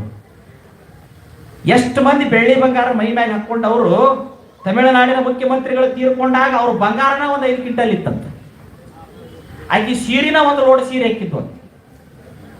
ಸೀರೆ ಆಕೆ ಹಾಕೊಳ್ಳೋ ಚಪ್ಪಲ್ ಒಂದು ಲಾರಿ ಇತ್ತು ಅಂತ ತಮಿಳುನಾಡಿನ ಮುಖ್ಯಮಂತ್ರಿಗಳು ತೀರ್ಕೊಂಡಾಗ. ಆದ್ರೂ ಆಕಿನ ಕೂಡ ಹೋಗಿದ್ದು ಆಕೆ ಇಲ್ಲ, ಚಲೋ ಒಬ್ಬಳೆ ಒಬ್ಬಳೆ ಒಬ್ಬಳೆ ಇಡೀ ಬ್ರಹ್ಮಾಂಡನ ಇಡೀ ಭೂಮಂಡಲನ ಗೆಲ್ತೀನಂತ ಬಂದ ಅಲೆಕ್ಸಾಂಡರ್ 2600 ವರ್ಷಗಳಿಂದ. ಬ್ಯಾಬಿಲೋನ್, ಅರಿಸ್ಟಾಟಲ್, ಪ್ಲೇಟೋ, ಸಾಕ್ರೆಟಿಸ್, ಆ ಪರಂಪರೆಯಲ್ಲಿ ಅಲೆಕ್ಸಾಂಡರ್ ಇಡೀ ಜಗತ್ತ ಗೆಲ್ತೀನಂತ ಬಂದ. ಮಹತ್ವಾಕಾಂಕ್ಷೆ ಇತ್ತು ಅವನಿಗೆ. ಏಕೈಕ ಚಕ್ರಾಧಿಪತಿ ಸಾಮ್ರಾಜ್ಯಶಾಹಿ ಯಾರಾಗಬೇಕಂದ್ರೆ ಅಲೆಕ್ಸಾಂಡರ್ನೇ ಆಗಬೇಕು. ಅಲೆಕ್ಸಾಂಡರ್ ಬಂದ ಎಲ್ಲ ಗೆದ್ದ, ಸಂಪತ್ತು ತುಂಬಾವ, ಹಡಗದಾಗ ಕಳಸಾವ, ಮತ್ತು ಮುಂದಿನ ದ್ವೀಪಕ್ಕೆ ಬರಾವ, ಅವ್ರನ್ನ ಹೊಡ್ಯಾವ, ಗಳಸಾವ. ಎಲ್ಲಿ ನೋಡಿದ್ರು ಅಲೆಕ್ಸಾಂಡರ್ನ ರಾಜ. ಪಶ್ಚಿಮದ ದ್ವೀಪಗಳು, ಮಧ್ಯಪ್ರಾಚ್ಯ ದೇಶಗಳು, ಪೂರ್ವ ದೇಶಗಳು ಎಲ್ಲಿ ನೋಡಿದ್ರು ಯಾರ ರಾಜರು? Alexander Alexander Alexander. ಅಂತ ಅಲೆಕ್ಸಾಂಡರ್ಗೆ ಕೊನೆಗೆ ಒಂದ್ಸಲ ವಿಪರೀತ ತ್ರಾಸಾಗತ್ತ. ಉಂಡಾನು ಉಲ್ಟಿ ಆಗಕ್ಕತ್ತು, ಮಲಗಿದ್ರೆ ನಿದ್ದೆ ಬರಲಿಲ್ಲ, ಕೈಕಾಲು ಬಳ ಬಳ ಬಳ ಬಳ ಅನ್ನಕತ್ತು, ರೋಗಗ್ರಸ್ತನ. ಕೊನೆಗೆ ಅವನಿಗೆ ಗೊತ್ತಾಗ್ತಿ ಏನಂತ, ಹಿಂದೂ ಕುಶಿ ಪರ್ವತಕ್ಕೆ ಬಂದಿರ್ತಾನೆ. ಹಿಂದೂ ಕುಶಿ ಪರ್ವತಕ್ಕೆ ಬಂದಾಗ ಅಲ್ಲಿ ಮುಂದೆ ಹಿಂದೂ ಕುಶಿ ಪರ್ವತ ದಾಟಿ ಭಾರತಕ್ಕೆ ದಾಳಿ ಮಾಡ್ಬೇಕಂತ ಬರ್ತಿರ್ತಾನ. ಅವಾಗ ಬೆಳಗಿನ ಜಾವ ನಸಿಗೆ ಗೆದ್ದು ತನ್ನ ಕುದುರೆ ತಗೊಂಡು ವಾಕಿಂಗಿಗೆ ಹೋಗುವಾಗ, ವಾಯುವಿಹಾರಕ್ಕೆ ಹೋಗುವಾಗ ಒಬ್ಬ ಸಾಧು ಅಲ್ಲಿ ತಪಸ್ಸಿಗೆ ಕೂತಿರ್ತಾನೆ ಹಿಂದೂ ಕುಶಿ ಪರ್ವತ. ಆ ಸಾಧುನ ಮೇಲೆ ಇವನು ದೃಷ್ಟಿ ಹೋಗ್ತದೆ. ತನ್ನ ಕುದುರೆಯನ್ನು ಹಿಡಿದು ಹಿಂಗೆ ಜಗ್ತಾನೆ. ಆ ಕುದುರೆ ಜಗ್ಗಿದಾಗ ಏನಾಕತಿ, ಗೀಳ್ತಕ್ಕಂಥ. ಅವಾಗ ಸಾಧುಗಳು ಕಣ್ಣು ತೆಗೆದಿಲ್ಲ. ಇವ ಅವನು ಎಬಸ್ತಾನೆ, ಏಯ್ ಸಾಧು ಅಂತಾನೆ. ಸಾಧು ಕಣ್ಣು ತೆಗಿತಾನೆ. ಏನು ಅಂತ ಕೇಳ್ತಾನೆ. ನಾನು ಅಲೆಕ್ಸಾಂಡರ್ ಅಂತ ಹೇಳ್ತಾನೆ. ಯಾರಿಗೆ? ಸಾಧು. ಸಾಧು ಅಂತಾನೆ. ಇದ್ರ ನಾ ಏನು ಮಾಡಲಿ ಅಂತ ನಾವು ದಾರಿ ಐತಲ್ಲಿ ಹೋಗೋ ಚಕಡಿ ಅಂತ ನೋಡ್ರಿ. ನಾನು ಅಲೆಕ್ಸಾಂಡರ್ ಸಾಮ್ರಾಜ್ಯಪತಿ. ಬರೇ ಒಂದು ಊರ ಒಂದು ದೇಶ ಗೆದ್ದಾಮಲ್ಲ, ಭೂಮಿ ಮ್ಯಾಗ 8 ದೇಶ ಅದಾವು, 12ನೇ ಗೆದ್ದೀನಿ. ಇನ್ನು 4ನೇ ಗೆದ್ದೆ ಅಂದ್ರೆ ಏಕೈಕ ಚಕ್ರಾಧಿಪತಿ ಸಾಮ್ರಾಟ ನಾನ ಆಗಿಬಿಡ್ತೀನಿ ಭೂಮಂಡಲಕ್ಕೆ. ಏಕೈಕ ಚಕ್ರಾಧಿಪತಿ ನಾನ ಹಾಕಿನಿ. ಹೌದನ? ನಿನ್ನ ಪರಿಚಯ ನನಗಿಲ್ಲ ಅಂತ ಸಾಧು. ಸಾಧು ಏನಂದ, ನಿನ್ನ ಪರಿಚಯ ನನಗಿಲ್ಲ ಅಂದ. ನನ್ನ ಹೆಸರು ಕೇಳಿದ್ರೆ ತೊಟ್ಟಿಲ್ ನನ್ನ ಕೂಸು ಮೆಟ್ಟಿ ಬೀಳ್ತಾವ, ನನ್ನ ಪರಿಚಯ ನಿನಗೆ ಗೊತ್ತಿಲ್ಲ ಅಂದ. ಅಲ್ಲೋ ಮರಾಯ, ನನಗೇನು ಹರಕತ್ ಆಗೈತಿ ನಿನ್ನ ಪರಿಚಯ ತಿಳ್ಕೊಳಕ? ಮೊದಲು ನಾ ಯಾರನ್ನೋದ ನನಗಿನ್ನೂ ಗೊತ್ತಿಲ್ಲ ಅಂದ್ರೆ ಕಾಣಕೋತೀನಿ, ನೀನು ನಿಂದೇನು ತಿಳ್ಕೊಳಕ್ ಹೋಗ್ಲಿ ಅಂತ ಅವ್ನು ಸಾಧು. ಅವನ ಅಹಂಕಾರ ಹೋಗ್ಬಿಡ್ತಾನ ಅಲೆಕ್ಸಾಂಡರ್. ಹೌದು, ನನ್ನ ಯಾಕೆ ಎಬ್ಸಿದಿ ಅಂದ. ನಾವು ಹೊಂಟಾಗ ನೀ ಕುಂತಿಯಲ್ಲ, ಯಾಕೆ ನಿಂದಿರ್ಬೇಕು ಅನ್ನೋ ಪ್ರಜ್ಞೆ ಬೇಡನು ಅಂತ. ನಾ ಯಾಕೆ ಎದ್ದು ನಿಂದಿರ್ಬೇಕು? ನಿನ್ನ ದಾರ್ಯಾಗ ಏನು ಕುಂತಿಲ್ಲಲ್ಲ ಅಂತ. ರಾಜನಿಗೆ ಗೌರವ ಕೊಡಬೇಕು. ನಮ್ಮ ಭಾರತ ದೇಶದ ಪುಣ್ಯ, ಬೆಕ್ಕದಂತ ರಾಜ ಅದಾನಂದ್ರೂ ಒಬ್ಬ ಸಾಧುವಿನ ಮುಂದೆ ಡಗ್ಗೆ ಹೋಗ್ಬೇಕಂತ ನಮ್ಮ ದೇಶದ ನಿಯಮ ಐತಿ ಅನ್ನ. ರಾಜ ಇರೋದು ಬಿಟ್ಟು ರಾಷ್ಟ್ರಪತಿ ಇದ್ರು ಭಾರತದ ಒಬ್ಬ ಬಡ ಸನ್ಯಾಸಿ ಇರುವಲ್ಲಕ್ಕ, ಅವನು ದೊಡ್ಡವನರ ಇರಲಿ ಸಣ್ಣವನರಿರಲಿ, ಅವನ ಮುಂದೆ ಬಾಯಿ ನಡಿಬೇಕನ್ನೋದು ಈ ದೇಶದ ಸಂಸ್ಕೃತಿ ಐತಿ. ಅದು ನಿನಗೆ ಗೊತ್ತೈತಿಲ್ಲ ಅಂದ. ಓ, ಇದು ಹಿಂದೂ ಕುಶ್ ಪರ್ವತ ದಾಟಿದ ಮೇಲೆ ಭಾರತದ ಭೂಮಿ ಅಲ್ಲವೇ? ಹೌದು. ಹಾಗಾದ್ರೆ ಭಾರತದ ಭೂಮಿ ಪವಿತ್ರವೇ? ಹೆಜ್ಜೆಗೆ ನನ್ನಂತವ್ರು ಒಬ್ಬೊಬ್ರು ಸಿಗ್ತಾರೆ ನಿನಗೆ ಅಂತ ಹೇಳಿ ನಾವು ನೋಡ್ರಿ. ಹೆಜ್ಜೆಗೆ ನನ್ನಂತವ್ರೊಬ್ರು ಸಿಗ್ತಾರೆ ನಿನಗೆ ಭಾರತದಾಗ. ಹಂಗಾರೆ ನಾನು ಭಾರತವನ್ನು ಗೆಲ್ಲಲಾರೇನೆ? ಗೆಲ್ಲೋದಲ್ಲ, ನೀವು ಹಾಳೆ ನೀವು ಮುರ ಮುಟ್ಟೋದಲ್ಲ ಅಂತ ಹೇಳಿ ನಾವು ಕೊನೆಗಂತಾನವ, ನಿಮ್ಮನ್ನು ನೋಡಿದ್ರೆ ಮುಖ ಹುಣ್ಣಿಮೆ ಚಂದ್ರನಂಗೆ ಹೊಳಿತಿದ್ದಿ. ನಾ ರಾಜ ಅದೀನಿ, ನನ್ನ ಮುಖದಾಗ ಇಷ್ಟು ಸಂತೋಷ ಇಲ್ಲ, ಶಾಂತಿ ಇಲ್ಲ. ನಿಮ್ಮ ಮೈ ಮ್ಯಾಗ ಒಂದು ತುಣುಕು ಬಟ್ಟಿಲ್ಲ, ಆದರೂ ಇಷ್ಟು ಸಂತೋಷವಾಗಿ ಕುಂತೀರಿ. ನಿಮ್ಮ ಗುಟ್ಟೇನು ಅಂತ ಕೇಳಿದಾಗ, ನಾ ಅನ್ನೋ ಅಹಂಕಾರವನ್ನು ಬಿಟ್ಟು ಎಲ್ಲವೂ ಪರಮಾತ್ಮ ಸುಖಿಯಾಗಿರಲಿ ಅನ್ನುವಂಥ ಸಂತೋಷವೇ ನನ್ನ ಗುಟ್ಟು ಅಂತ ಹೇಳ್ತಾನೆ. ನಾನು ಬಿಟ್ಟಿನಿ. ಎಷ್ಟು ಬೇಕಪ್ಪ? ಒಂದು ಗೇಣು ಹಟ್ಟಿ ಅತಿ ತುಂಬಿ ತುರುಕಿದ್ರೆ ಮತ್ತೆ ಅಜೀರ್ಣಾಗಿ ವಾಮಿಟ್ಟಕತಿ, ಅಟ್ಟು ಸಾಕು. ಇದಕ್ಕಿಂತ ಹೆಚ್ಚಿಂದ ಏನು ಬೇಕು ಅಂತ ನಿಮಗೆ ಏನಾದರೂ ಒಟ್ಟು ಕೊಡ್ಬೇಕಂತ ಮಾಡಿ ತಗೊಂತಿರ್ನೋ ಅಂತ. ನಿನ್ನ ಸೂರ್ಯನ ಬಿಸಿಲು ಯೋಗಿಗಳು ಬೆಳಗಿನ ಜಾವ 6:30 7 ಗಂಟೆ ಮಟ್ಟ ಕಾಸ್ಬೇಕಂತ ಹೇಳ್ತಾರ. ಇನ್ನೊಂದು ಸ್ವಲ್ಪ ಹೊತ್ತಾದ್ರೆ ಅದು ಹೆಚ್ಚಾಗಿ ಬಿಡ್ತೈತಿ. ಅದಕ್ಕೆ ನಿನ್ನ ಶರೀರ ಆಟ ನಿಂತತಿ, ಒಂದಿಟ್ಟು ಸರದು ನಿಂತರು ಸಾಕಂತ ನೋಡ್ರಿ. ಅವನ ಅಹಂಕಾರ ಹಿಡಿಬಿಡ್ತು, ಸಾಷ್ಟಾಗಿ ಹಾಕಿದ. ನಾನು 2 ಪ್ರಶ್ನೆ ಅದ ಕೇಳೋದ. ಇಲ್ಲಿ ಬೆಳಗಿನ ಜಾವ ಒಬ್ಬ ಮನುಷ್ಯ ತೀರ್ಕೊಂಡ ಗುಡಿಸಲದಲ್ಲಿ ಅರಣ್ಯವಾಸಿಗಳು ಹಾಳಾಕತ್ತಾರ. ಅವ ಇಟ್ಟು ದಿವಸ ಇದ್ದ, ಅವ ಎಲ್ಲಿ ಹೋದ ಅದಕ್ಕೊಂದು ಉತ್ತರ ಕೊಡು. ಈ ಕಡೆ ಒಂದು ಓಣಿ ಒಳಗೆ ಒಂದು ಗುಡಿಸಲದ ಒಂದು ಕೂಸಿನ ಧ್ವನಿ ಕೇಳಕತ್ತೈತಿ, ಒಂದು ನಶಿನಿಯಾಗಿ ಹುಟ್ಟೈತಿ. ಅದು ಎಲ್ಲಿತ್ತು, ಅದು ಎಲ್ಲಿಂದ ಬಂತು, ಇವೆರಡು ಉತ್ತರ ಕೊಡು. ಆಮೇಲೆ ನೀ ಭಾರತವನ್ನು ಗೆಲ್ಲಕ್ಕೆ ಹೋಗಿ ಅಂತ ಅಂದಾಗ, ಈ ಪ್ರಶ್ನೆಗೆ ನನಗೆ ಉತ್ತರ ಗೊತ್ತಿಲ್ಲ. ಹಂಗಾರ ಅದನ್ನು ನಾನು ಈಗ ನಿನಗೆ ದೌಡ್ ಹೇಳಕ್ ಬರೋದಿಲ್ಲ, ಅದಕ್ಕೆ ಸಮಯ ಕಾಲ ಬಂದಾಗ ನಿನಗೆ ತಿಳಿಬಹುದು ಅಂತ ಹೇಳಿ ಅವನು ಕಳಿಸ್ತಾನೆ. ಮುಂದೆ ಅದಕ್ಕೆ ಸ್ವಲ್ಪ ದಿವಸಕ್ಕೆ ವಿಪರೀತವಾದ ತ್ರಾಸ ಚಲವಾಗ್ತತಿ. ತನ್ನ ಮಂತ್ರಿಗಳನ್ನೆಲ್ಲರೂ ಕರೆದು ಹೇಳ್ತಾನೆ, ಬ್ಯಾಡಿನ ನನಗೆ ಹೊಳ್ಳಿ ನನ್ನ ಬ್ಯಾಬಿಲೋನ್ ದೇಶವನ್ನು ನೋಡ್ಬೇಕನ್ನೋ ಆಸೆ ಆಗೈತಿ. ಹೊಳ್ಳಿ ಹೋಗೋನು, ಬ್ಯಾಬಿಲೋನ್ ದೇಶಕ್ಕೆ ಹೋಗೋನು. ನನ್ನ ತವ್ರ ಮನೆ ನೋಡ್ಬೇಕಾಗೈತಿ, ನನ್ನ ರಾಜ್ಯವನ್ನು ನೋಡ್ಬೇಕಾಗೈತಿ. ನನ್ನ ರಾಜ್ಯವನ್ನು ಬಿಟ್ಟು 18 ವರ್ಷ ಆಯ್ತು, ಹೋಗ್ಬೇಕು. ಆಯ್ತು, ಹೊಂಟ್ರು. ವೈದ್ಯರು ದಿನ ಚೆಕ್ ಮಾಡೋರು, ಗಂಜಿ ಹೋಗಲಿಲ್ಲ, ನೀರು ಸಹಿತ ಉಲ್ಟಿ ಆಗಕ್ಕಂತ. ಕೊನೆಗೆ ವೈದ್ಯರನ್ನು ಕರೆಸ್ತಾನೆ, ಮಂತ್ರಿಗಳನ್ನು ಕರೆಸ್ತಾನೆ. ನಾನು ಬ್ಯಾಬಿಲೋನ್ ಮುಟ್ಟೋಕ್ಕಿಂತ ಪೂರ್ವದಲ್ಲಿ ಒಂದು ವೇಳೆ ನಾನು ಸತ್ಯ ಅಂದ್ರೆ ನಾನು 3 ನಿಯಮಗಳನ್ನು ಪಾಲಿಸಲಿ. ಏನು? ಬ್ಯಾಬಿಲೋನಕ್ಕೆ ನಾನು ಹೋದ ಮೇಲೆ ನನ್ನ ಶವವನ್ನು ನನಗೇನು ಶುಶ್ರೂಷೆ ಮಾಡ್ಯಾರಲ್ಲ ಈ ವೈದ್ಯರು, ಇವರ ಹೊರಬೇಕಂತ ಹೇಳ್ತಾನ. ಯಾರು? ಇವರೇನು ಡಾಕ್ಟರ್ ಅದಾರಲ್ಲ, ಕಣ್ಣಿಗೊಬ್ರು, ಕಾಲಿಗೊಬ್ರು, ಕೈಗೊಬ್ರು, ಮೂಗಿಗೊಬ್ರು, ಬಾಯಿಗೊಬ್ರು ಡಾಕ್ಟರ್ ಅದಾರಲ್ಲ, ಈ ಡಾಕ್ಟರ್ ನನ್ನ ಶವದ ಪೆಟ್ಟಿಗೆಯನ್ನು ಹೊರಬೇಕು. ಒಂದನೇದ್ದು. ಎರಡನೇದ್ದು, ನಾನು ಇಲ್ಲಿಯವರೆಗೂ ಬೇರೆ ಬೇರೆ ದೇಶದ ಜನರನ್ನು ಬಳಲಿಸಿ ಕಾಡಿ ಬೇಡಿ ಸಂಪತ್ತು ಗಳಿಸಿಕೊಂಡು ಕಸಗೊಂಡಿನಲ್ಲ, ಅದನ್ನೆಲ್ಲ ನಾ ಹೊಂಟ ದಾರ್ಯಾಗ ರಸ್ತೆಗಳಲ್ಲಿ ತುಂಬಿಡಬೇಕು. ಎರಡನೇದ್ದು ತುಂಬಿಡಬೇಕು. ಮೂರನೇದ್ದು, ನನ್ನ ಶವದ ಪೆಟ್ಟಿಗೆಯಿಂದ ನಿಮ್ಮ ಧರ್ಮದ ಸಂಪ್ರದಾಯಗಳನ್ನು ಮುರಿದು ನನ್ನ 2 ಕೈಗಳನ್ನು ಹೊರಗೆ ಹಾಕಬೇಕು. ಈ ರೀತಿ ನನ್ನ 2 ಕೈಗಳನ್ನು ಹೊರಗೆ ಹಾಕಬೇಕು. ಮಹಾರಾಜ್, ಆಯ್ತು, ನಿನ್ನ ಆಸೆ ಈಡೇರಿಸ್ತೀವಿ. ನಿನ್ನ ಹೊರಾಕ ಇಡೀ ಬ್ಯಾಬಿಲೋನ್ ಅಂತ ತಯಾರೈತಿ, ನಿನಗೆ ಹೆಗಲು ಕೊಡಾಕ. ಬ್ಯಾಬಿಲೋನ್ ನಿನಗೆ ಕೀರ್ತಿ ತಂದೀನಿ. ಈ ವೈದ್ಯರ ಯಾಕೆ ಹೊರಬೇಕು? ನೀನು ಹೊರಾಕ ಭಾಳ ಮಂದಿ ಅದಾರ, ನೀ ಪ್ರತ್ಯಕ್ಷ ದೇವರಿದ್ದಂಗ, ನಿನ್ಯಾಕೆ ವೈದ್ಯರು ಹೊರಬೇಕಂದಾಗ ಅವಾಗ ಅಲೆಕ್ಸಾಂಡರ್ ಹೇಳ್ತಾನ, ಇಂತಿಂತ ಮಂದಿ ಡಾಕ್ಟರ್ಸು ವೈದ್ಯರು ಇದ್ದೂ ನಾನು ಉಳಿಸಿಕೊಳ್ಳಕ್ ಆಗೋದಿಲ್ಲ. ವೈದ್ಯ ದೇಹದೊಳಗೆ ಪ್ರಾಣದ ಋಣ ಇದ್ರೆ ಮಾತ್ರ ಉಳಿಸ್ತಾನ, ಪ್ರಾಣದ ಋಣ ಮುಗಿದ್ರು ವೈದ್ಯನ ಉಳಿಸುವುದಿಲ್ಲ ಅನ್ನೋ ಸತ್ಯ ಜಗತ್ತಿಗೆ ಗೊತ್ತಾಗ್ಲಿ. ಪ್ರಾಣ ಅದು ಪರಮಾತ್ಮನಿಂದ ಬಂದೈತೆ ಹೊರತು ಅದು ಪರಮಾತ್ಮನಿಗೆ ಸೀಮಿತ, ಅದನ್ನು ಉಳಿಸುವ ಶಕ್ತಿ ಯಾರಿಗೂ ಇಲ್ಲ, ಅದು ಪರಮಾತ್ಮಗನ ಹೊರತು ಯಾವ ವೈದ್ಯನೂ ಆಯುಷ್ಯ ಮುಗಿದಾಗ ಉಳಿಸಾಕ ಸಾಧ್ಯ ಇಲ್ಲ ಅನ್ನೋ ಸತ್ಯ ಅದು ಜಗತ್ತಿಗೆ ಗೊತ್ತಾಗಲಿ ಅಂತ ವೈದ್ಯರೇ ಹೊರಲಿ ಅಂತ. ಇನ್ನು ಎರಡನೇದು, ನೀ ಗಳಿಸಿದ ಸಂಪತ್ತೆಲ್ಲ ಯಾಕೆ ಅಲ್ಲಿ ಇಡಬೇಕು ಅಂದ್ರ, ಅಲೆಕ್ಸಾಂಡರ್ ಸಣ್ಣ ವಯಸ್ಸಿನಾಗ ಪಟ್ಟಕ್ಕೆ ಬಂದ, ಒಳ್ಳೆ ಸುಸಂಸ್ಕೃತನ ಇದ್ದವ. ಸುಮ್ಮನ ಅದ ಬ್ಯಾಬಿಲೋನದಾಗ ಆಳ್ಕೊಂತ ಪ್ರಜೆಗಳನ್ನ ಮಕ್ಕಳನ್ನು ನೋಡಿಕೊಂಡು ಕಣ್ತುಂಬ ನಿಧಿ ಮಾಡಿ ಹೊಟ್ಟೆ ತುಂಬ ಉಂಡು ಪ್ರಜೆಗಳಿಗೆ ಒಳ್ಳೇದು ಮಾಡಿ ಬಿಟ್ಟಿದ್ರೆ 36 ಅಲ್ಲ ಇನ್ನೂ ಬಹಳ ದಿನ ಬದುಕ್ತಿದ್ದ.